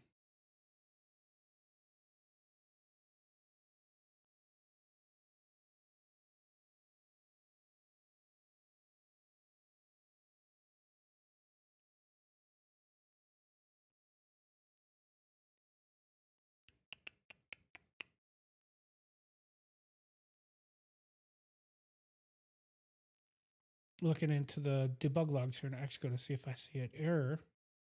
I don't see any errors from this insert. So we should have 3 documents in the database now, 3 queries. Now I would expect if I were to close this and rehydrate this, the rehydration code should see 3 queries in there. I see none. So something's wrong. Something's not saving the data to the database because that update statement's right. Or that select statement's right. So that tells me the only thing I could think of is that this is not working. Well, the only way to figure out what's going on with that is to do a do on this. And maybe my error code is not working.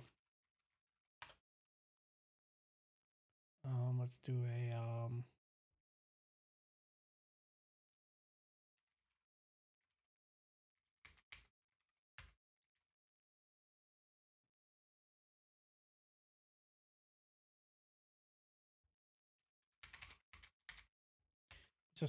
just do a rethrow of the error.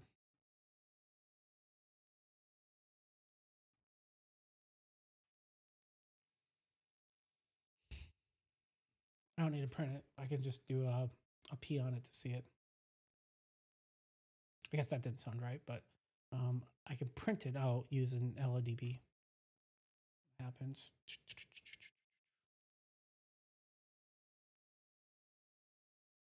That should work. There's our try.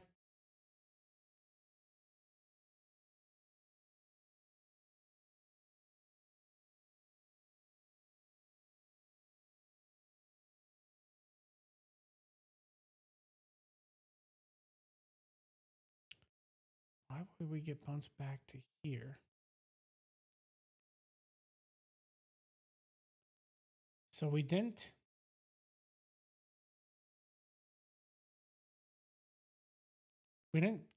throw an error.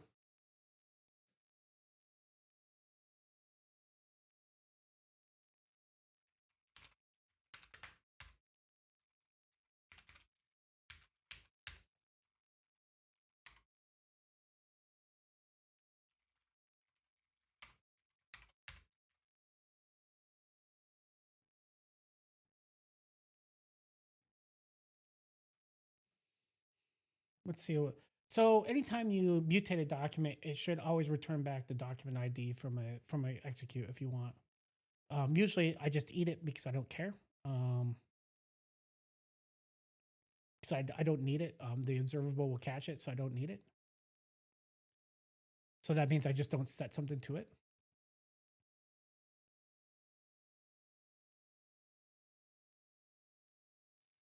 So what are we getting results?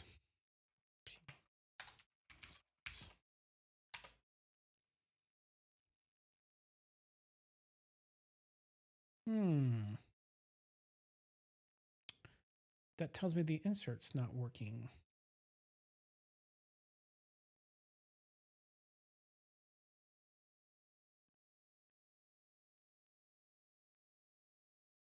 Which Ditto am I using?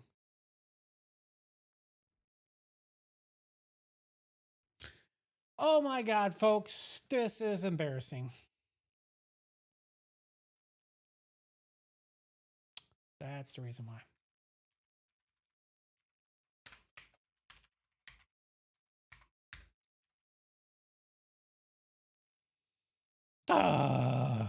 I had the wrong pointer to the wrong database the entire time.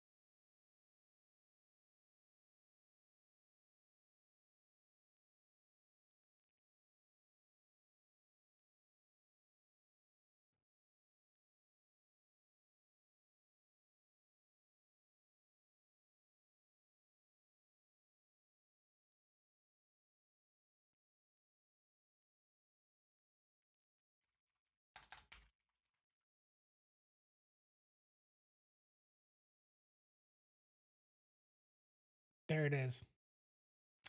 Now it's running.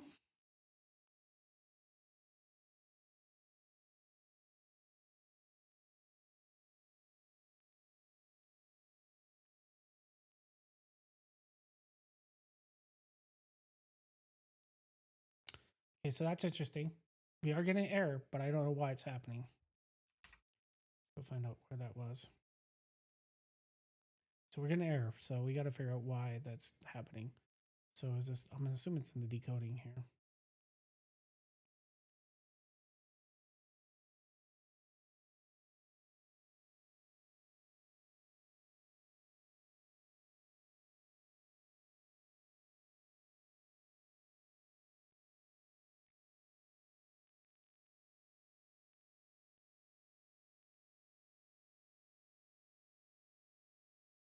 It is.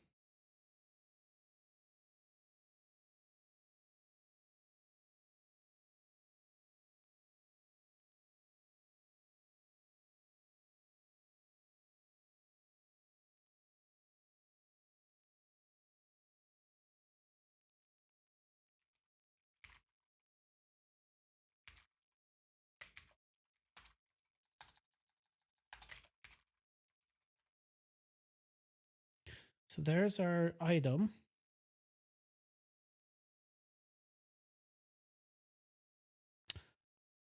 Oh, that's right. Underscore ID needs to be mapped to ID. Shit. That's what's going on. This needs to be mapped to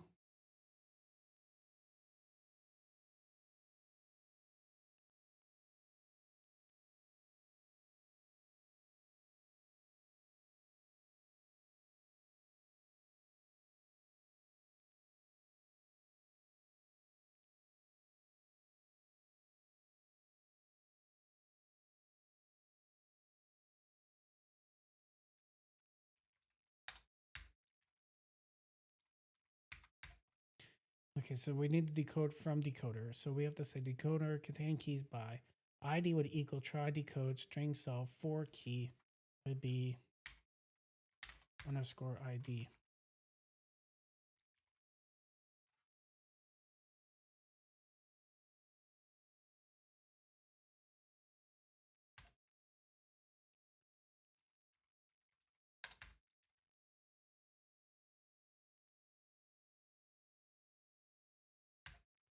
Shit. So I need to do is a code key. What I need to do is the JSON data does not match the ID here. The ID here is ID because I need to be identifiable, but in Ditto, we actually have a underscore ID. That's where our problem's coming in. So I need to tell it to basically, so how do I, let me ask the AI how to fix this quickly.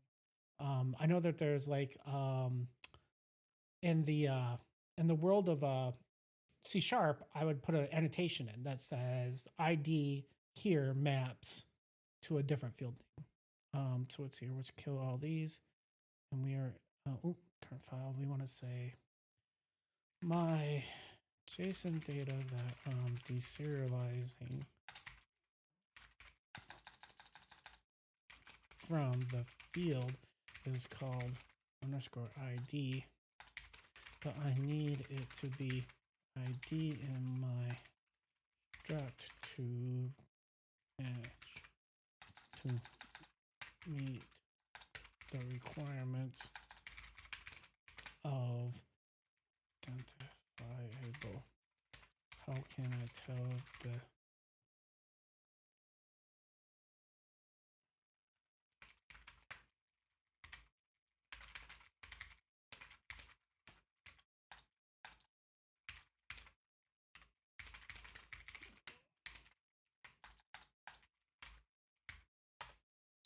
So here's a legit question, right? You'd probably Google this and try to figure out like, okay, how do I do this? Let's see what's going on here. So it's saying that the ID key, you would just basically, in the enum, you would just basically say it real value is equal to underscore ID. And then there's no, okay, there's no other thing I could see here. And then the decoder, what's it saying here? ID decode for ID. We don't need an encoder. Yeah. That's my guess what the real problem is. Now let's go ahead and run this and see what happens. See if we still get our error.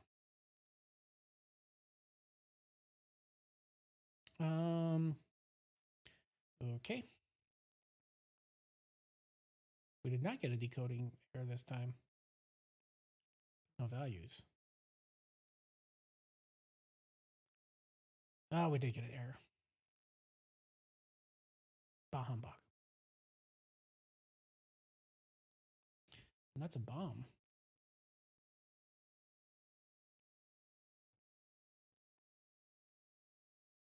I'm in a breakpoint, that's why.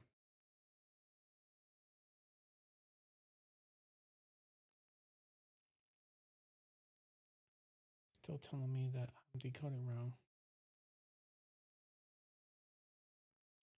Because I am probably getting back the field that I need to ignore the selected app ID.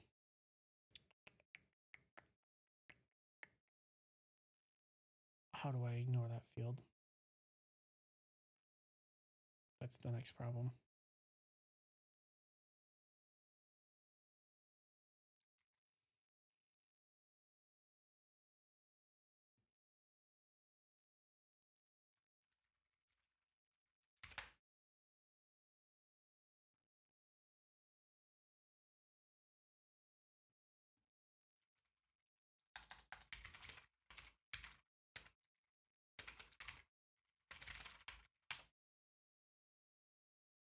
Ignore that field. So that's why it's popping now.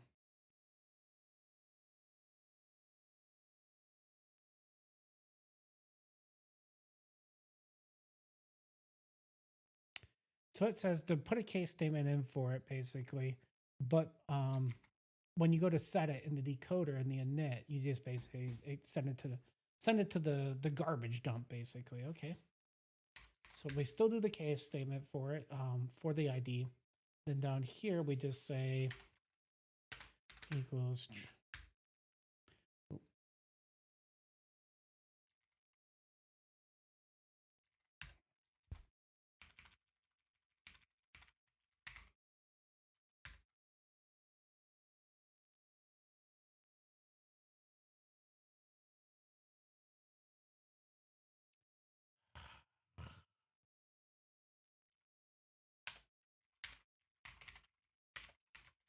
Fine, we'll store it. You turd.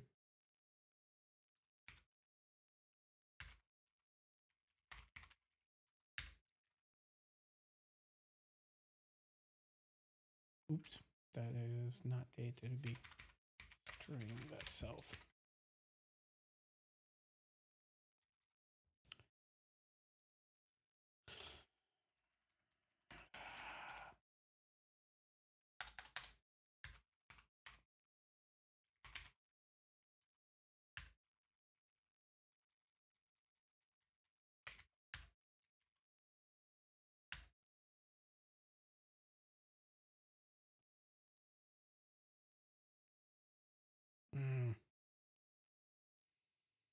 All right. 10th try is the right try, right? Let's see here. How many items we got? 0.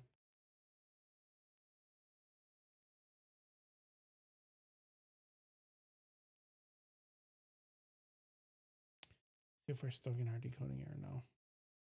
Still getting a decoding error. Type mismatch.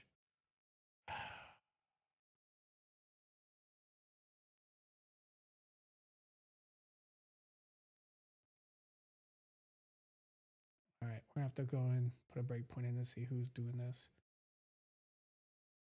Oh. Duh. It's this one. I promise you. 2 tries is definitely probably causing it.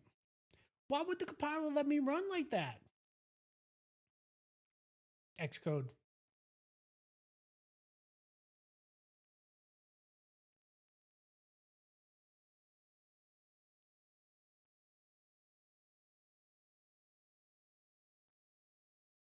I'm gonna guess I'm gonna crash again, because otherwise we won't be seeing that error. Coding sucks.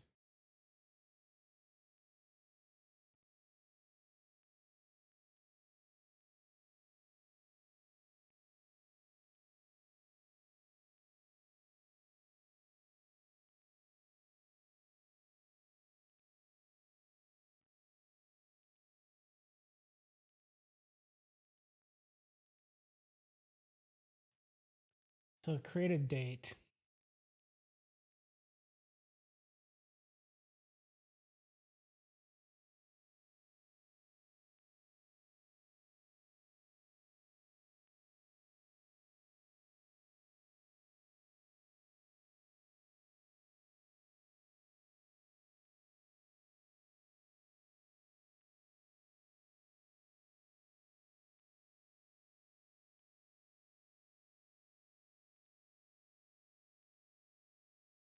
So my decoder's crashing on the date.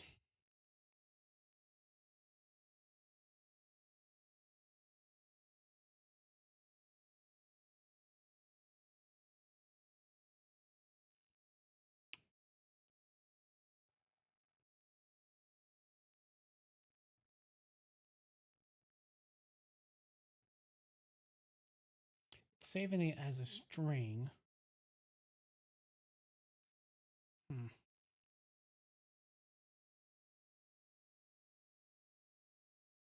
Think about this for a second.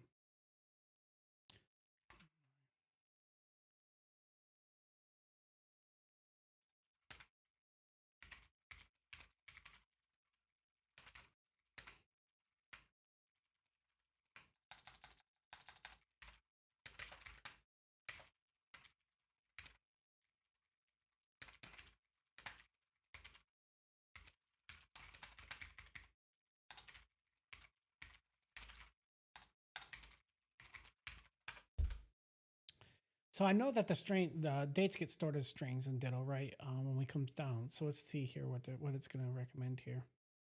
Oh, for frick's sakes! Look at this garbage code. This is what I'm talking about. This is what sucks. God, Swift, why do you have to be so bad? So now we have to try to decode it from a string, basically, and then get a formatter, then try to go through and create a date for it. Oh, Jesus cripes.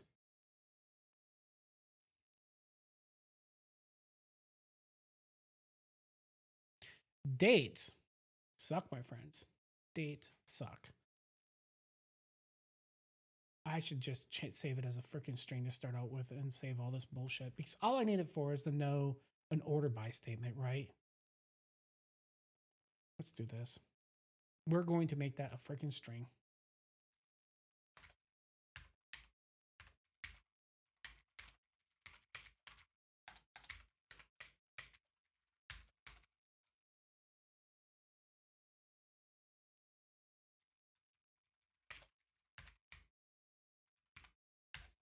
We'll fix it everywhere we need to fix it. It's way easier than dealing with decoding all this string shit.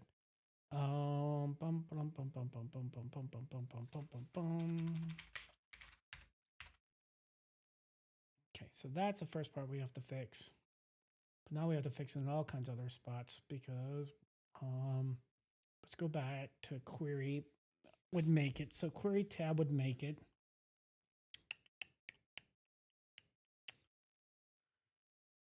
And it'd be query. I've got to fix that too.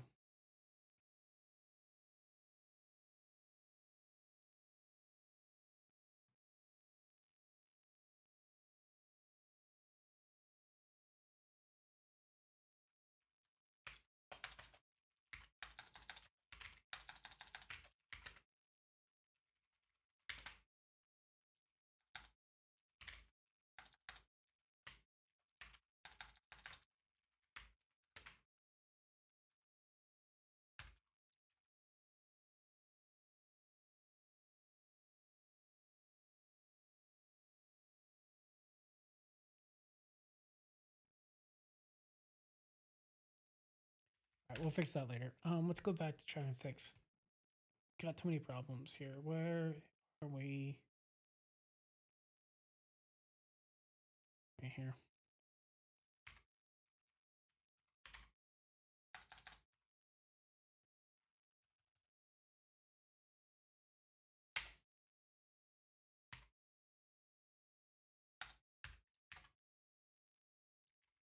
That's it. We'll just return an ISO 8601 formatted string. We can save it in a database. We can use that for ordering. Magic sauce, it'll work. This will work with Android apps and stuff then because it's a standard date, although we're not doing Android on this. All right, let's go back. So one, let's see if we can get past the damn serializer crashing. Well, now we have to delete shit. We're gonna have to delete the app because the collection is going to have data in it that's in the wrong format.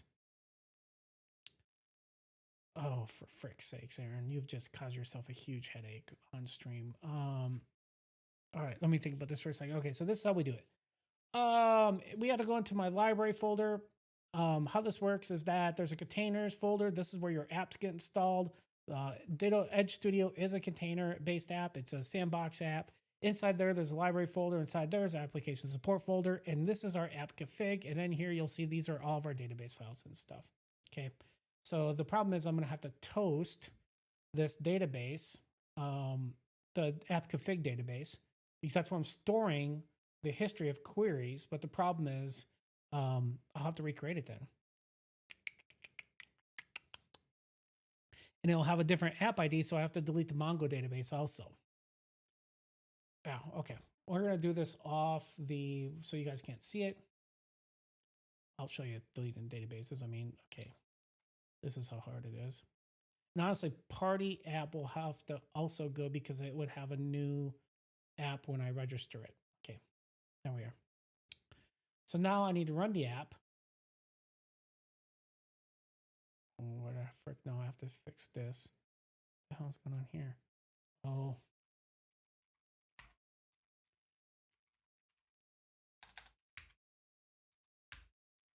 No, come on.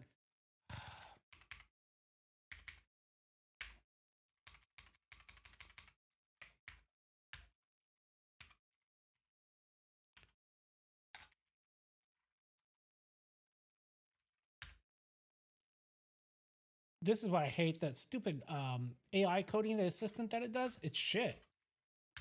It's like when it recommends stuff, most of the time it's not what you want. All right, this might be the last thing I do for today because I'm starting to get frustrated. I think I need to take a break.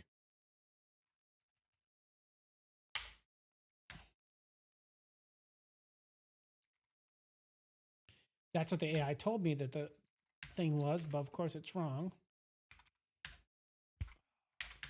God.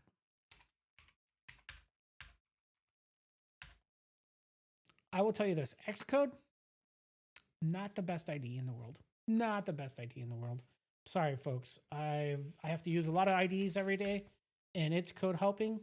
It's not very helpful. And I know I've got to fix those awaits here. So yeah, so now the problem is I have no more apps in my database. So I have to add a new app. But the problem is there's a bunch of secure information. So this is the screen, just so you know, this is what it would look like. I'm going to put some stuff in. I'm going to say MongoDB demo app. But I need to take this off stream real quick so I can cut and paste a bunch of values in that you can't see because they're very secure. If I were to leak those on the internet, I would be in a lot of trouble. Let me, starting soon, let me do the read back. I want to guarantee that if I open up the screen that that I need for that has the codes in it, that it doesn't accidentally put that on your stream, because that would be bad. Okay, we're just cut and pasting in here, folks. Some values. I have this saved out in Notion in a spot where I can have it quickly, because obviously when you're debugging this kind of stuff, you have to delete your data all the time or re-add it. So because of that, I have this stuff readily available. It's just a pain in the butt to cut and paste back in. Oops.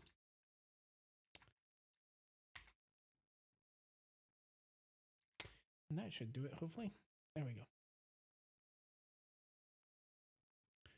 Come back to the main code monitor. Let's see here. Yep, we're back. We should hopefully not crash this time. We did not crash this time. We have no subscriptions and no observers whatsoever. So it's hard to do anything when you don't have any subscriptions. So we have to add some subscriptions in. We'll add movies in. And the subscription is select star from movies. That's a collection that I have. And then let's add in comments. Select star from comments. There's one called embedded movies, and that's a little bit bigger. Embedded. I think it's underscored embedded movies. We'll find out in a second here.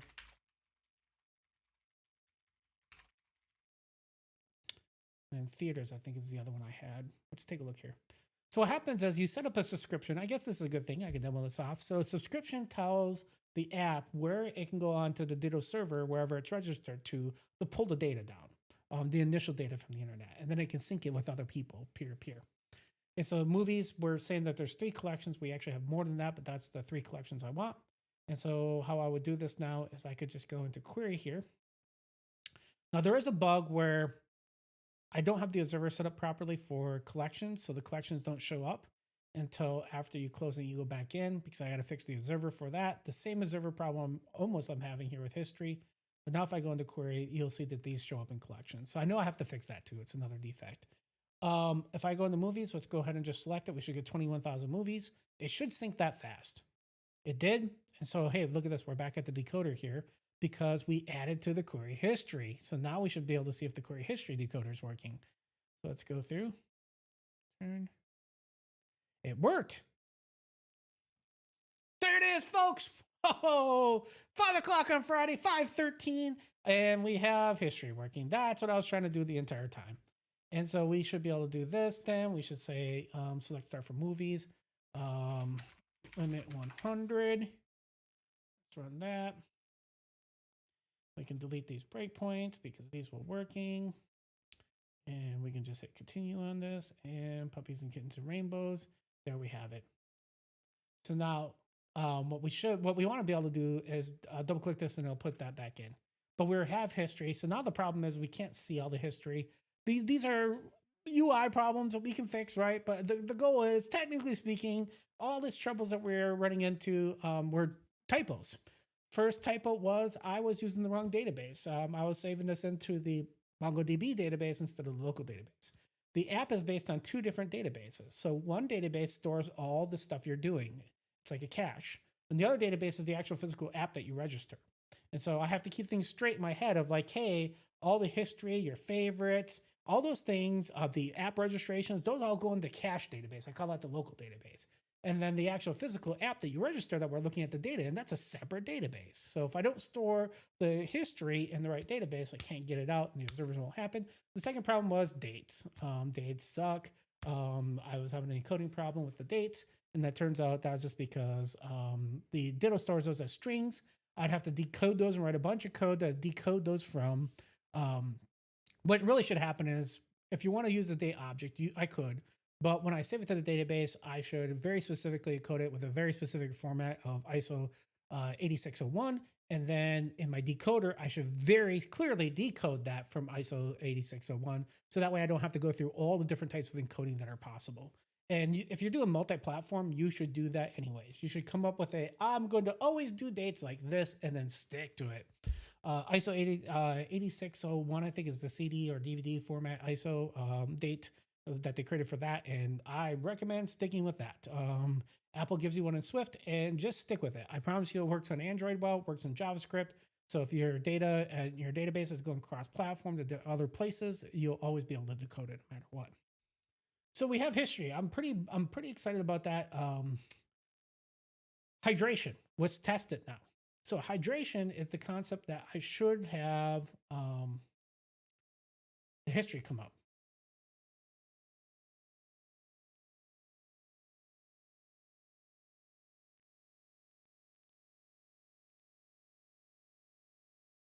There it is. So even though I closed the app and I open it back up, my query history is there because hydration's not working right. Hydration, by the way, is not something Aaron made up. This is a pretty common terminology. All it means is that we're taking, we have something saved somewhere, and we're trying to bring it back up and put it into memory. So we're hydrating it from the database that it was stored in and bringing it up as an initial state of what the application should be in. We want to bring it up. That's what hydration does, okay?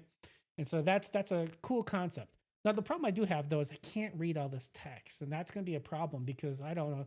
TBD Gamer, it's been a while. It's been a long freaking time, dude. It's been like 7 months.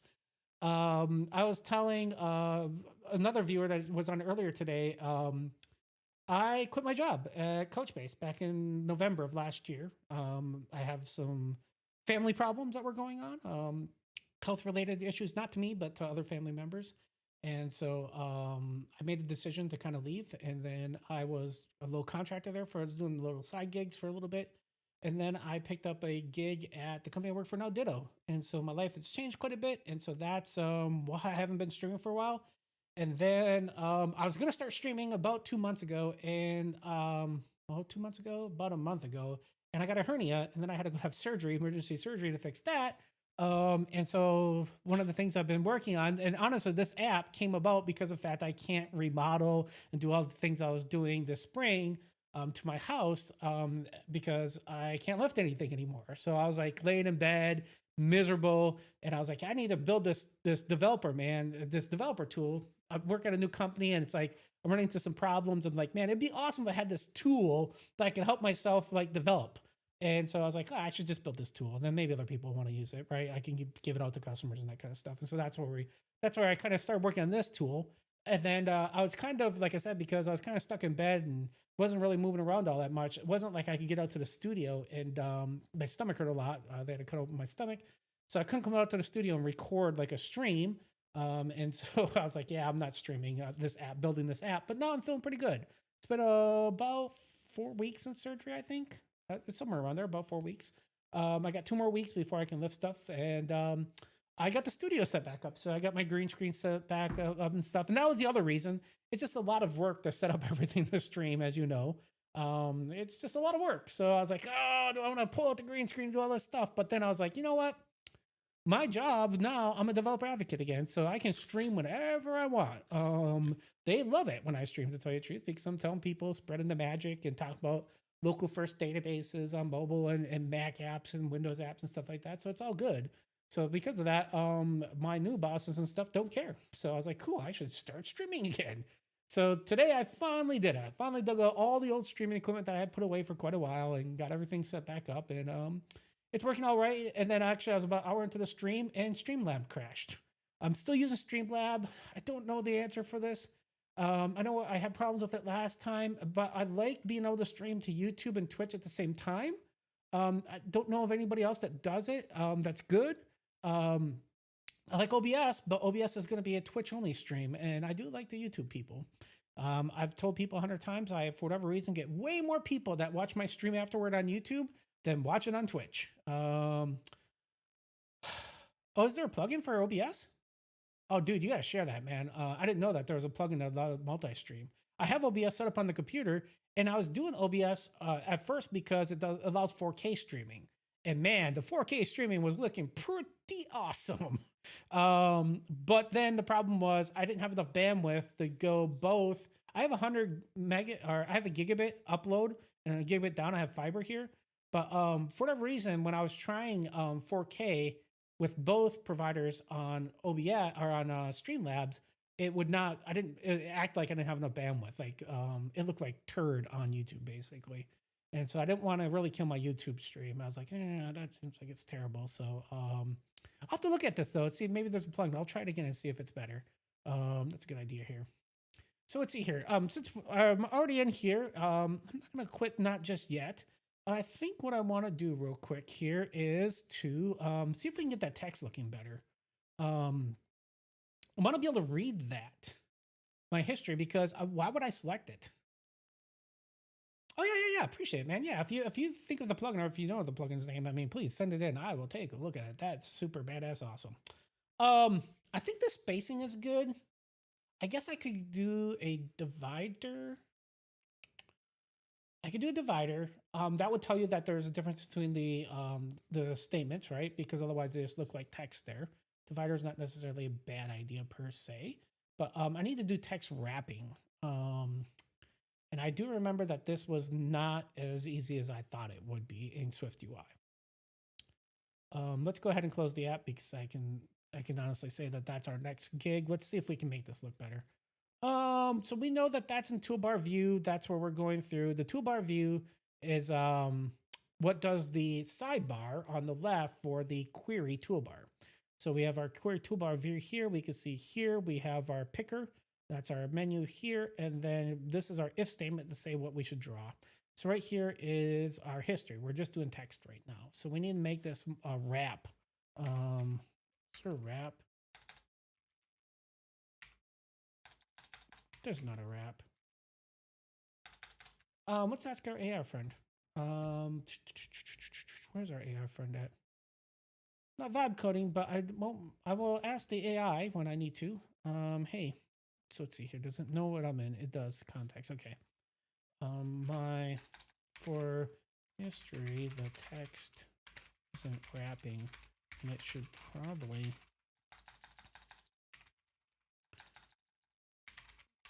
We'll just not ask the AI too much. It gets confused quick, right?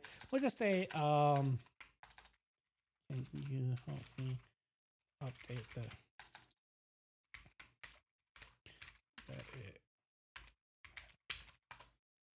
I'm not going to ask it to do too much. Like I said, if I ask it to do too much, it'll tell me to rewrite this thing in just shit ways. So let's see here. It's saying I have a list, but it's saying put the list into a VStack and then fix size. No, I don't see, like, this is what I hate. It gives me a bunch of shit. I don't want the date. Nobody cares about the date. I just want, all I told it to do was to wrap the text. Okay. That's all I wanted.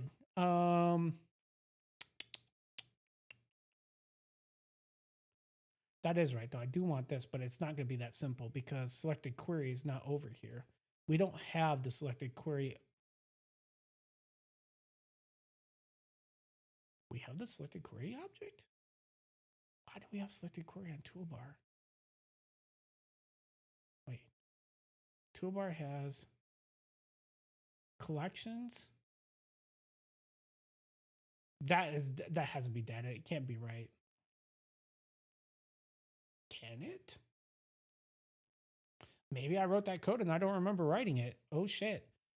That would be awesome. I don't think I implemented that. That was on next on my list. I don't remember implementing that. Oh, let's see here. Okay, TB Gamer's got he's got the plugin for us, folks. So this is what you want.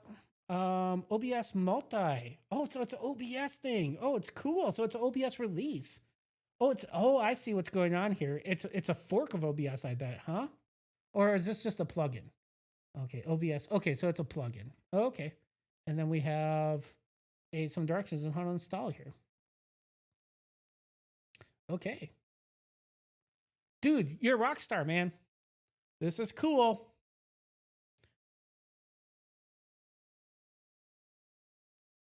Okay. Well, I will definitely be doing that tonight.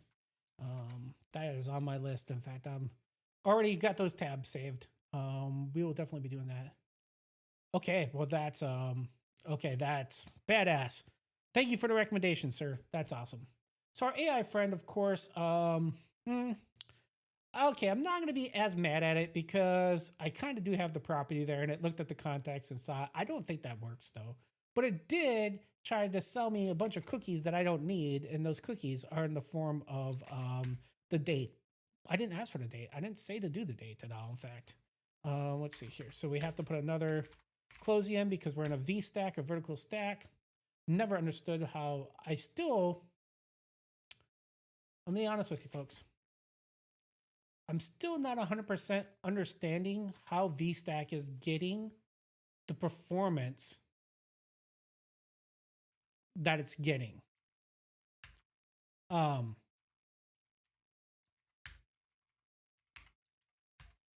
don't think we need that padding.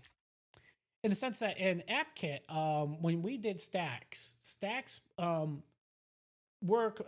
Anybody that knows AppKit or UIKit will tell you this. So a stack is kind of nice because unlike a collection, a table view, or even like a regular view, a stack doesn't have a background.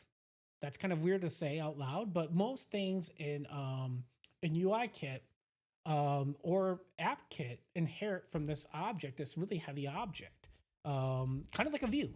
Okay, and the problem then is that the paint, there's a paint method, okay, and the calculate constraints and all these kind of things. It's a lot of work, but it's also a really heavy object in memory.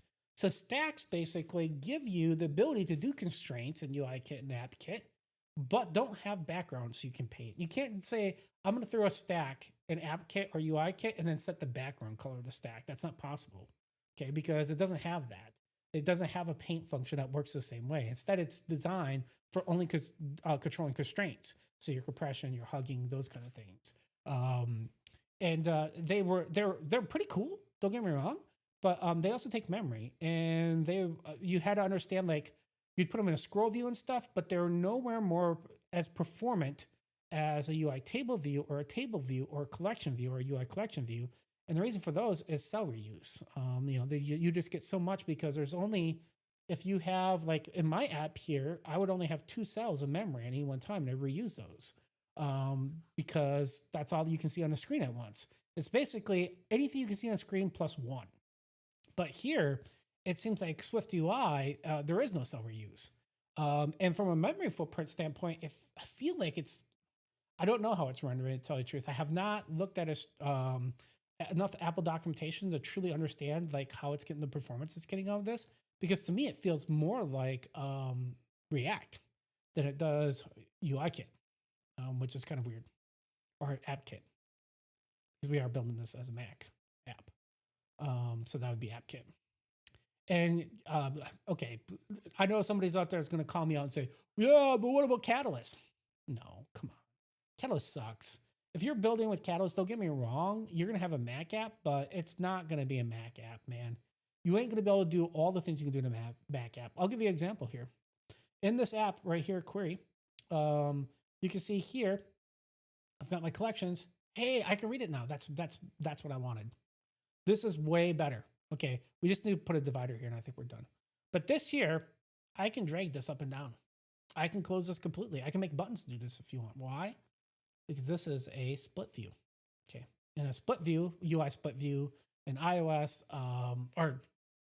iOS I think has a UI split view, I think it's called, but it does not work on iPhone. It's got some restrictions. And then in AppKit, what's called split view. Anyways, and it would have like a main bar. They used to call it master, but that's a bad word. We don't use that anymore. Main bar, and then you'd have your detail bar, right? Well, you can have horizontal and vertical versions of those in macOS. You can't have those in iOS, and SwiftUI doesn't allow it. So in the Mac version of this app and UI, SwiftUI, excuse me, I can go through and I can say, hey, this is a split view. We can look at the code real quick here. It's pretty cool. So unfortunately, this is where it kind of sucks in some sense. So I'm going to show you the query editor view. I want to say is the one we want to look at. Yeah. Let's see here. Nope, that's just the query editor. We want to look at the query tab view. Look at the query tab view. Here we go. This is what I'm talking about. Let's make this go away so we can see more of this code. So if macOS here, we're going to go through and make a vertical split view. We're going to put the query editor at the top and the query results at the bottom. In iOS, there isn't a split view, a vertical split view. So instead, I just make a VStack. And you can do that with a VStack, but now the problem is they're not movable. So if I were to go run the iPad version of this, we'll run iPad here. This all should work, by the way. Cross our fingers. I mean, we've written a bunch of code that could possibly have broken in iPad, but cross my fingers here that not a lot of code's broken in iPad. Okay, we got an app here. We go to query. And you'll see here, I can't move this. It's just a VStack. But all this other stuff should work. So if I were to do a query, this all should work. There's my history. And I should be able to say limit 100, add that in.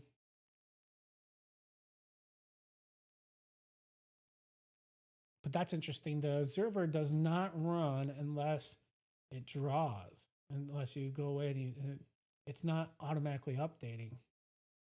Because I'm passing it in as an array. It's not seen to publish.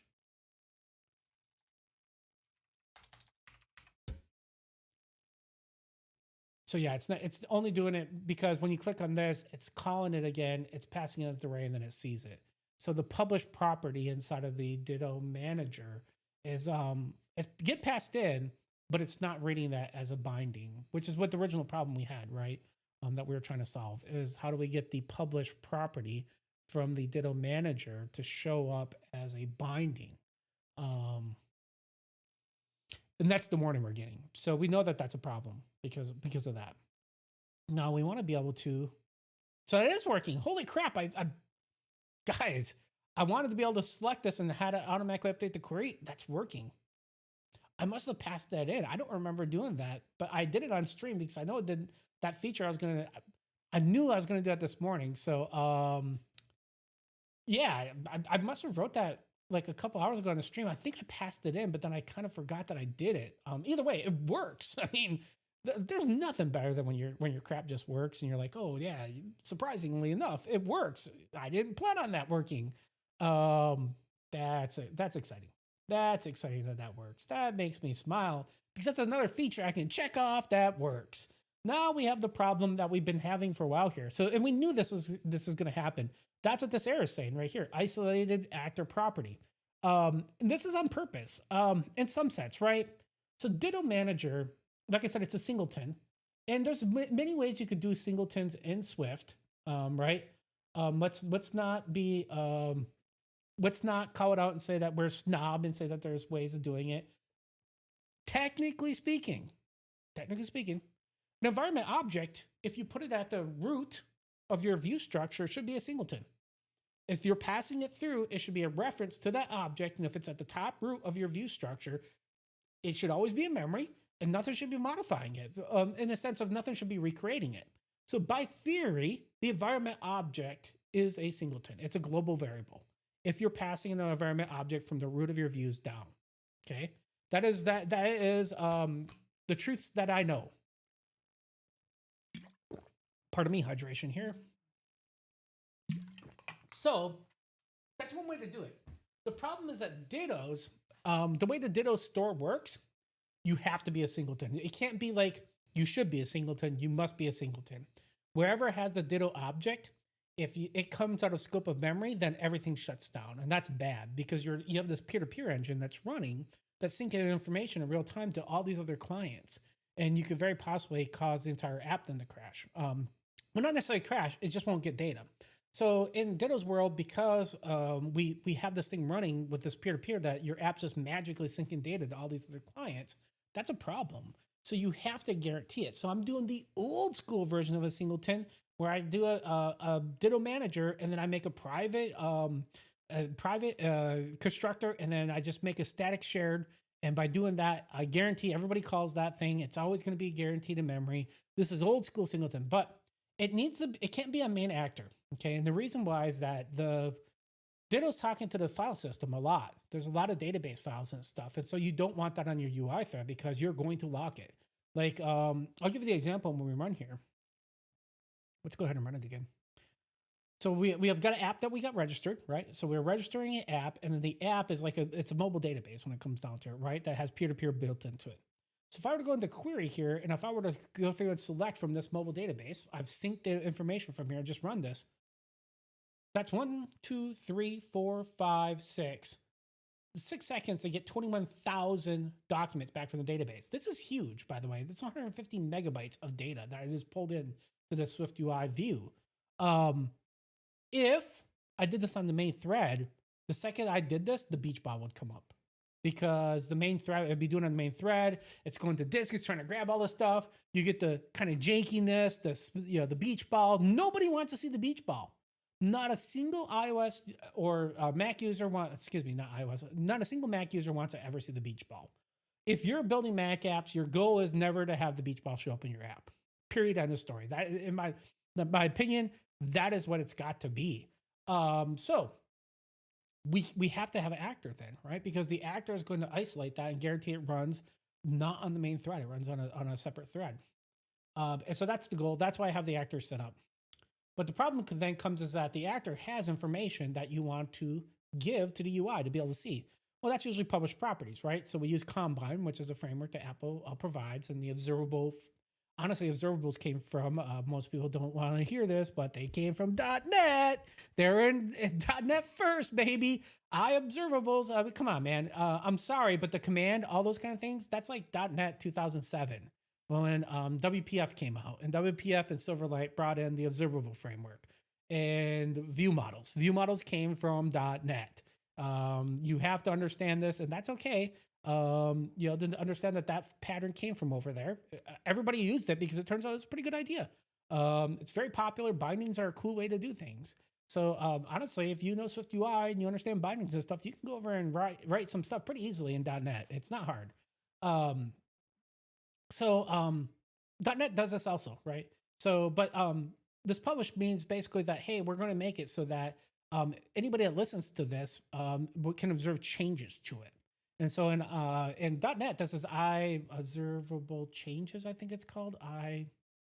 What is the hell's the interface for this? I can never remember the damn name of the interface. But there's an interface that you implement. An interface in C# is the same thing as a protocol in Swift. So there's basically an interface or a protocol that you implement, and that makes it so that that thing is observable, that other people can see it and see its changes. And then they give you a bunch of things like observable collections, which are just like a list or an array of observable objects, which are kind of cool. UI hurts my head. I'm definitely a backend first developer. Give me messaging and file management any day of the week. Honestly, really publishing and bindings, these are all just messaging. That's all it really is doing. I mean, technically speaking, you have an event that you're firing that says this element has changed, update the UI. That's what this does. That's what publish does. That's it. It's very similar to like, I want to send a message across that this data is sent, for example, changed. This app is pretty much kind of a backend app in some sense that all I'm doing is exposing the database, a database that normally developers would interact with in their app to see what's kind of going on so that you can troubleshoot it. That's the whole point of this app. And the spirit of this app is I literally have an app running on my computer right now. I haven't showed this off in a while, so I'll show this off real quick. I'm going to go quick time here. I have a phone running a different app. I'm going to do screen recording. Oop, not screen recording, not that. I want to go QuickTime Player, new movie recording, and I want to select the iPhone that I have here. iPhone, this guy. Okay. This app's an app I wrote. It's a Flutter app that's running, What? Yeah, it's running. In fact, I have 2 copies of Xcode running. Here is the version of Flutter app that's running right now in Xcode. So this app is running, okay? And I want to troubleshoot data moving between, like, so this is a Ditto's database framework is a peer-to-peer platform, which means you can send data without going to the cloud or anywhere else to other nodes that have registered the same app ID. So what happens is when you start your app up, you tell Ditto, hey, I've got an app ID, here it is. Let anybody else that also has this app ID and has a key that knows how to talk to Ditto, the ability to talk to each other, peer-to-peer. And so what happens though is you're trying to troubleshoot what's going on. Like in this movies collection, if I were to go in and change this movie here, Rio, its date to instead of being 2022 to be in 2020, um, can all the other nodes see that? That's a question that I have, right? Well, the only way to do that, yeah, you got to either go look at the cloud server. What happens if you can't talk to the cloud server? That's the whole point of peer-to-peer, right? Well, then you have to have 2 phones running the app, and you have to check one phone and the other. That's not fun to debug, okay?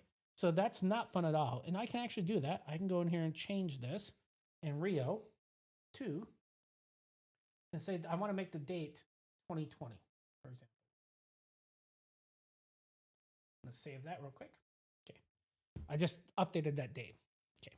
So let's go back to our main app here. So this is Edge Studio. And I'm going to run Edge Studio real quick here. I want to see what the hell's going on. I want to see, hey, did that work? I don't know if it worked. I'm going to go into Edge Studio. Even though I don't have that app running, I have this registered to the same app ID, which means I can see that phone right here. That's this phone right here running on my network. You can see here, I'm connected via peer-to-peer Wi-Fi, which means now that data has changed. I didn't have to go to the cloud. That phone will send me the data. What? Yeah, that's the freaking badass awesome thing here. So I can just go in here and say select star for movies where year equals 2022. This should not hopefully be a lot of movies. No results. Okay, now that's interesting. Let's go to 2020. What was the... There's nothing for 2020 either. Let's go check the web and see if it updated the web. So I can check the web versus local here. So no items found for year 2022. I know I changed it to 20. Oh, I changed it to 2020. Jesus, it was 2022. Folks, boy, Aaron, I'm an idiot. I changed it to 2020, not 2022. Let's go check the web. So if I can do HTTP request, this should go check to see whether or not this phone updated the web. Okay, it did not. At least I don't see that. Yeah, year set to 2020. Let's go check local. So that didn't happen either. So let's say where title like Rio.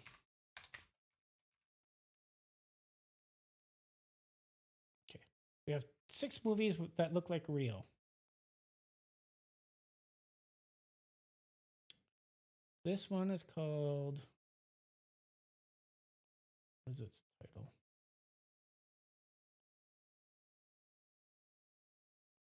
Rio Grande, that's not it.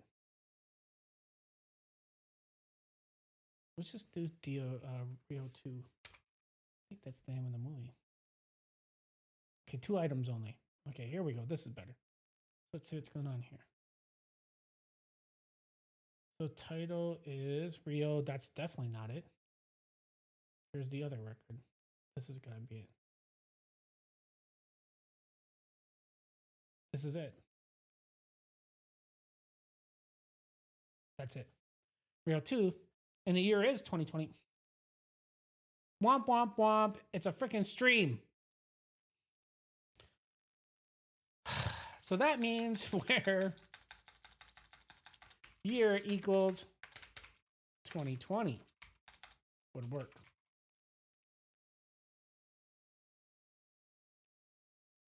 Single quotes? What's going on here?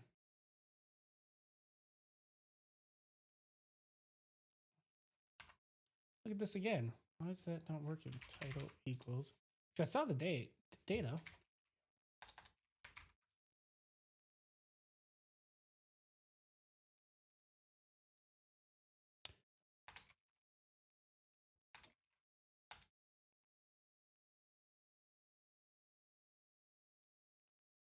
What am I doing wrong now?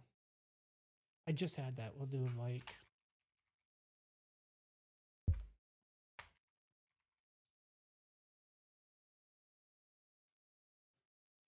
What am I doing wrong here? What? I just had that.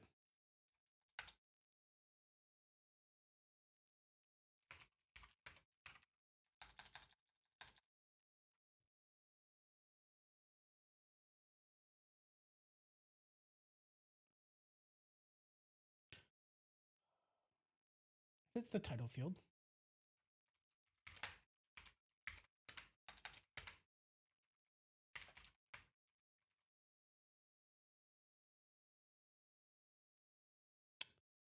Where are my history?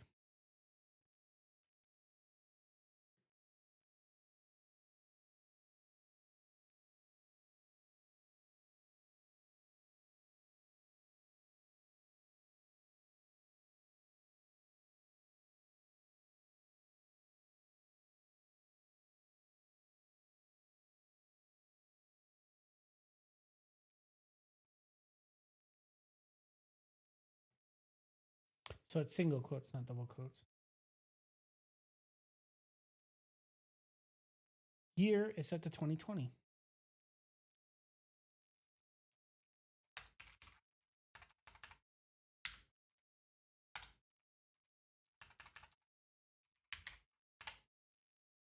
I don't see any space in that.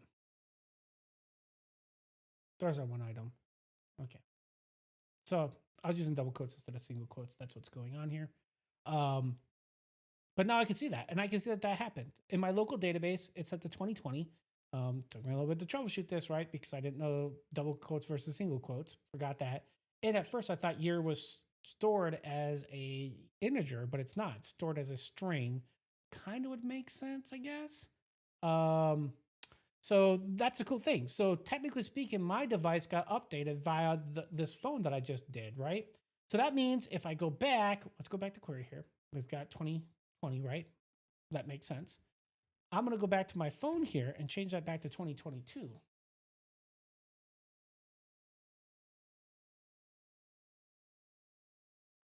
Save it. That's saved. We can see that it said it was successfully updated. Year now says 2022 there. And now if I were to run this again,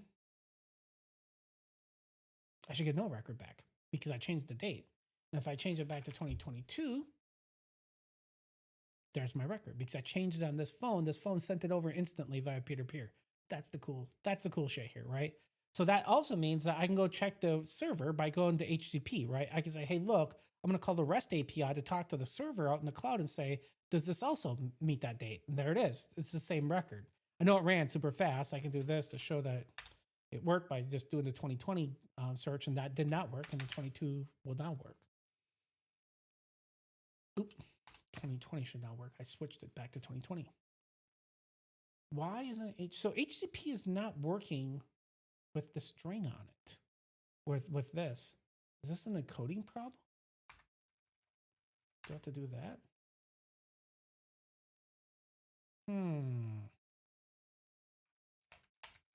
So I'm gonna have to investigate why I just had this working. Oh, I changed it to 2022, not 2020. God. No.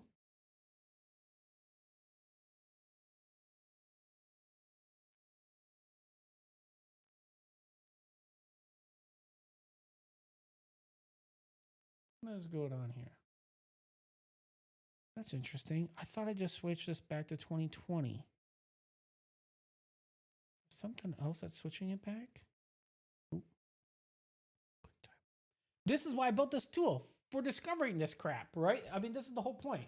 This is what I was trying to troubleshoot, right? So I'm going to go back in and edit this. Let's set it to 2021.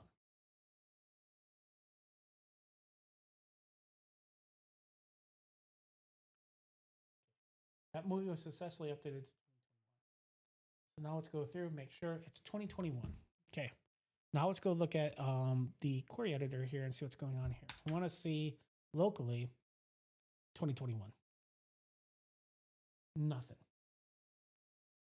That means it didn't sync yet. Didn't sync the server yet either. So what's going on here? But I know I'm connected. I see it.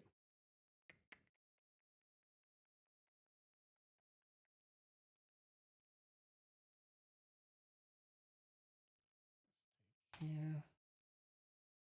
Make sure I still have all the movies. Oh, I'm calling HTTP. What am I doing here? That's going to take forever. Pulling 21,000 movies. Go back to local here. I should just get the ID of the movie. Or a title. Where was my history? That was the whole point of I put this feature in so I can get the history. Here, let's do this. Oh, remember I said a single quote. Where's the one? This is it. There it is. What I want to get is this because, oh, by the way, I put this feature in. If I just click it, see it flashes, that means that the JSON is saved to my clipboard. And then I can just grab it here and take a look at it. Grab this key right here because that's going to be the secret. So it says 2013. What?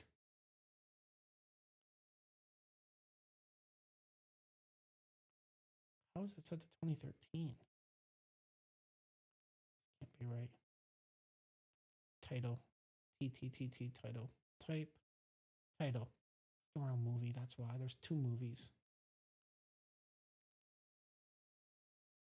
Where's the other movie? 2021. Okay, so it did get updated. Here it is. This is the right movie. So we have two items. So let's grab this one real quick here. Look at this.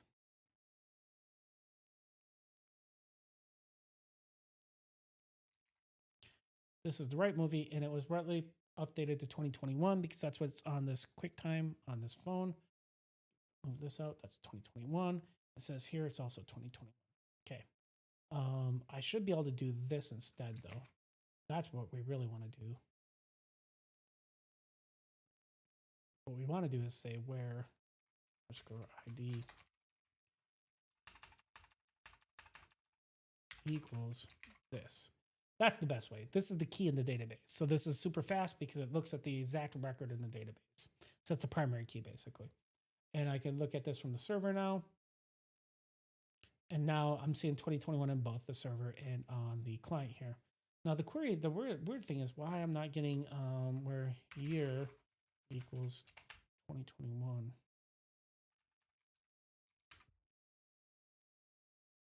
I guess I'll have to, oh no, that did work. I swear I tried that earlier and that didn't work. What it is. You can see my history is full of this stuff now. That history is awesome because now I can go back and say, okay, let's try 2020 again. Nothing. Now let's go back to the key one where I had the key saved. Where's that at? Where? That's weird. Where's my one? Oh, right here it is.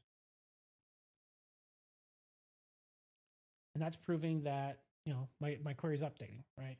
And then I could do the year. Let's just do all of them.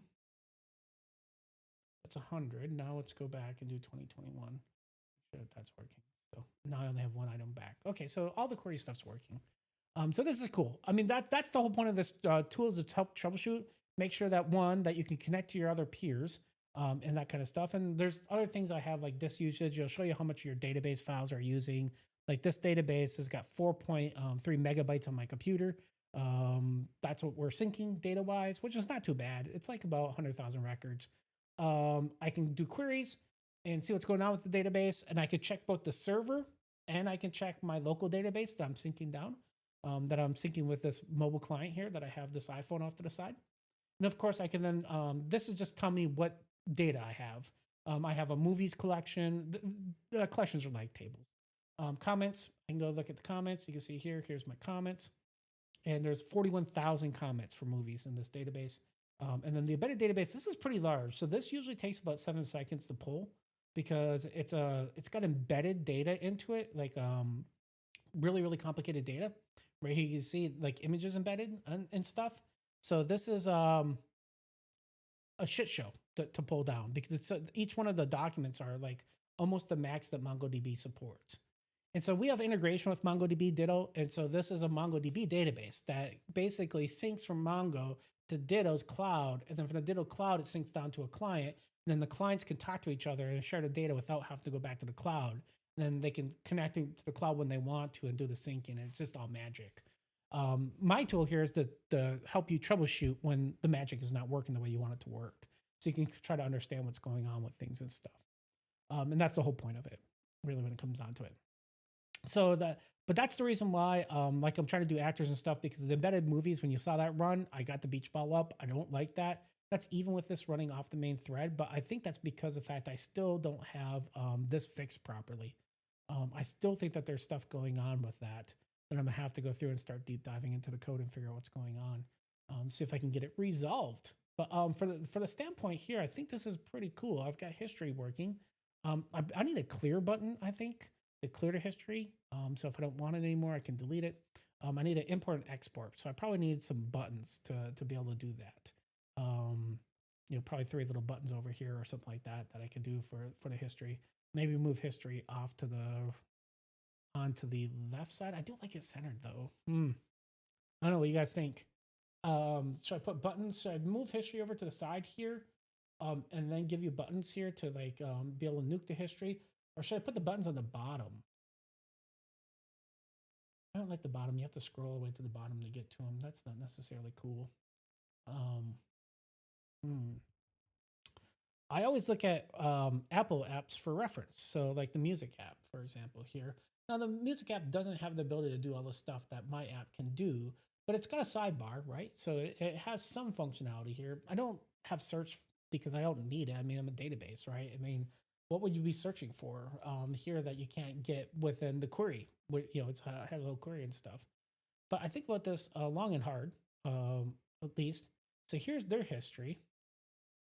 See, I was listening to Kings of Leon. And they have a clear button at the bottom. So it is at the bottom. That's what Apple tells you to do.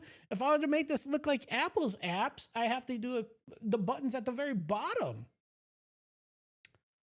Well, I think I'll put it at the very bottom, because then if somebody complains, I can say, well, I just did what Apple Music did. I mean, what do you want from me, right? Oh, there's a clear button up here too, though. Oh, no, wait. That's for clearing the next song. Apple is never wrong. Follow Apple. They're beyond question. I agree, right? I mean, Nick, nice. Everybody's agreeing.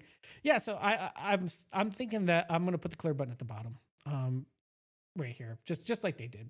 And then I'll just clear the entire history out. And that will solve that problem of making it so it's stupidly simple to do. I think this is cool though. I've only spent less than a couple weeks writing this, and it's at nights and weekends because I got a day job. I've got other things to do during my day job. Today I bucked out a couple hours early just so I could work on this because I was getting kind of excited about doing a stream. And I think what I'm going to do is I might bring back the lunch stream and do this during lunch, and then probably a couple nights a week at night, working on this until I get it shipped. Excuse me, and then I'll probably work on a .NET version maybe. I need a version for Windows. I got to talk to some people at work. I'm sure there's some people that are going to tell me I have to write this in web, and that way it's web-based, like Electron and Node. I don't like Electron and Node. I don't want to do it on Electron and Node. My gut feeling is I want to use, what is it called? TUI, Rust. I think it's this. Toy. So I have a version of this actually kind of technically speaking prototyped over here in Toy. Toy is a front-end framework that allows you to build apps. It's like Electron, but you can write it in different languages. You don't have to write it in JavaScript. You can write it in all these different frameworks. So you can write it in Leptos, which is a Rust framework for writing stuff. Nux, Quick. Your backend code you can write in many different languages also. You could write it in Rust or JavaScript or .NET. I think it's even C#. Yeah, here's calling Rust from the code from the front and the back end. I'm pretty sure that they support more than just JavaScript and Rust. I'm pretty sure they support other languages, if I remember right.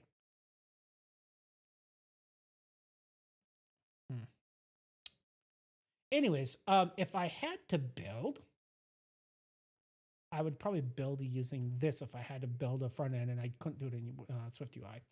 In fact, like I said, I have something out in my GitHub that I already started working on this on called Edge Client. And so this is 3 weeks ago when I first had my surgery. That's the first thing I spun up was a Tori app using Dino and the Rust analyzer and stuff, and got it kind of working. And then I hit my first like CSS problem, and I was like, "This sucks. God, CSS is so shit." Had an overflow problem that AI was making it worse. I was like, "Hey, this is weird. This overflow thing shouldn't be happening. I'm okay at CSS. I'm not the world's best. I don't do it every day." I was like, "I'll go ask AI." They say all this AI tools are supposed to solve all your problems. It did not. And I spent like an hour, and it kept breaking things worse and worse. I was like, "Well, this is shit." I was like, "Wait a minute. In an hour, I could have like a quarter of this app written in SwiftUI. Why am I continuing to do this in Tori?" So that's what I did. Rebooted it and started writing in there. And actually, in a very short period of time, it's coming along pretty quickly here. It does things. So it's already usable and functional and can answer questions for developers. Oh boy, I spent the last weekend trying to get my application looking consistent. God, I hate CSS2. Then I completely wrecked my deployment, so I hate DevOps and Kubernetes more this week. Oh, okay. Yeah, I'm not. Oh, Helm is like I'm used to it. I used to work at big companies that had lots of big complicated Helm scripts. I totally agree with you, man. It's not.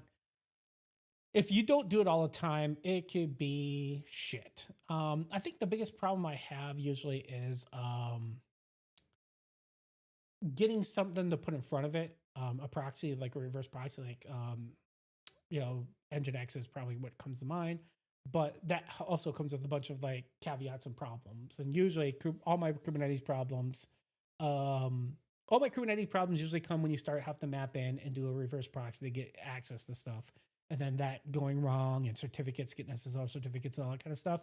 That's where all the Kubernetes stuff goes from being cool to being kind of a pain in the ass, in my opinion. Just my opinion. I can't vouch for everybody else, but yeah, Helm is just nice because you can drop pods and bring them back up almost instantaneous. So I can do a version upgrade and I can test it. If it doesn't work, I can just say revert to all the old pods, and it goes backwards. And basically, will basically put you back one version of your software, which is awesome. It's like free rollback. It's like doing transactions in ACID-based databases. It's like, hey, try this thing, and if it doesn't work, roll it back. And it does it fast. So I do love that. Well, it is 6:00 my time here, and I do have to get rolling because my wife said dinner's at 6:30, and I think I'm cooking tonight. I'm not sure, but I'm gonna have to call it for a day for the stream. But I think we did good progress here. We got the history stuff working for the most part. I have I've got to go through it and getting the there's some bugs I have to clean up. Like I told you earlier, I know for a fact that collections don't work right. They don't observe right. I've got to fix that. I know I have to fix. I got to do data paging. Maybe I'll do that tomorrow on stream. I'll do the data paging. That's something that most developers should probably go through and learn. It's how to page your data, paginate it, which isn't hard. It's just an offset, right? That you end up calculating and stuff. But that will make my app work much better when you have 21,000 records getting back from the database. 21,000, that's a lot of records. It turns out the SwiftUI cannot handle this. If you scroll enough, this thing will get lost. See how it just went blank? Because it just can't handle going that quick through 21,000 records in memory. It just, and so the answer is paginate it, right? Make it so that you only see 250 records at a time. Then you don't have to worry about that. They can scroll up and down all they want, because I can do this. I can say limit 100. Okay. And now when I scroll up and down, I don't lose it at all. It's very silky smooth. It's a memory problem, right? And we know that if we go look here at Xcode, we look at my memory usage right now, it's not bad. It's only like 317 megabytes of RAM I'm using. It's actually pretty good. And if I were to change this out though, to be, just take the limit out. Okay. And so I'm going to pull all 21,000 records. I had the beach ball for a second there. If we now look at Xcode and look at our memory usage, we're up, over 10 megabytes of RAM. And if I were to drop out, and take all this out of memory. Let's go back here. Now look at my Xcode memory usage. I'm down 100 megabytes almost of memory, right? So we know the cost of bringing stuff into memory. It's these are the things you have to think about when you're building your app. And like, I want my energy impact to be zero at all times, whenever I can. I am very conscious about making a great app for developers to use, but also be where it's performant, where it's not killing their computer when they do stuff like this. So we just want to make sure that we don't have memory leaks and that kind of stuff. You can see there it was at 400 megabytes, but then it dropped down to 282. And we should be very nice about this, and not be bad. And honestly, Ditto's very efficient at what it does with peer-to-peer. I mean, you remember, on top of this, all this UI that's running and all this stuff, I literally have a peer-to-peer client running, talking to this phone and syncing data in real time. All that's happening right now. So it's a very efficient memory footprint as long as you know what you're doing. Most developers learning Ditto don't know what they're doing. And so that's why this is going to help them so much with stuff. So I'm pretty excited for where things are going within my little app here. So folks, I'm going to head out. TBD Gamer, thanks for hanging out with me. Nick, thanks for hanging out with me. I got to go to supper tonight here. I will be back live tomorrow streaming sometime, and then probably Sunday sometime I'll be streaming, probably in the afternoon. It's my guess because it's supposed to rain here. So as long as I didn't lose power, I will probably be on. Tomorrow's docket of things is we'll probably add the clear button down here, the clear to history. We'll probably eventually make it import and export history. I don't think that that's as important as getting the clear. We should be able to favorite history, honestly, and that's probably the biggest thing I want to do is get a favorite in. You should be able to right click on this and be able to favorite it or swipe and favorite it, because that way then I can have like this ID for this movie, this query right here. I want to be able to favorite that one because I want to look at this data when I'm testing on this phone, and I want to be able to see the observables between the two. And so favorite in that query would be like huge for me, be able to do that, because then I don't have to look through all the garbage history. I can get my 5 or 6 queries I really care about, get those favorited, and I don't have to remember the syntax anymore. I'm lazy. All right, folks, thanks, TBD Gamer. I will see you guys hopefully tomorrow or on a future stream. If you haven't, go follow TBD Gamer. I know he streams. I do watch him from time to time.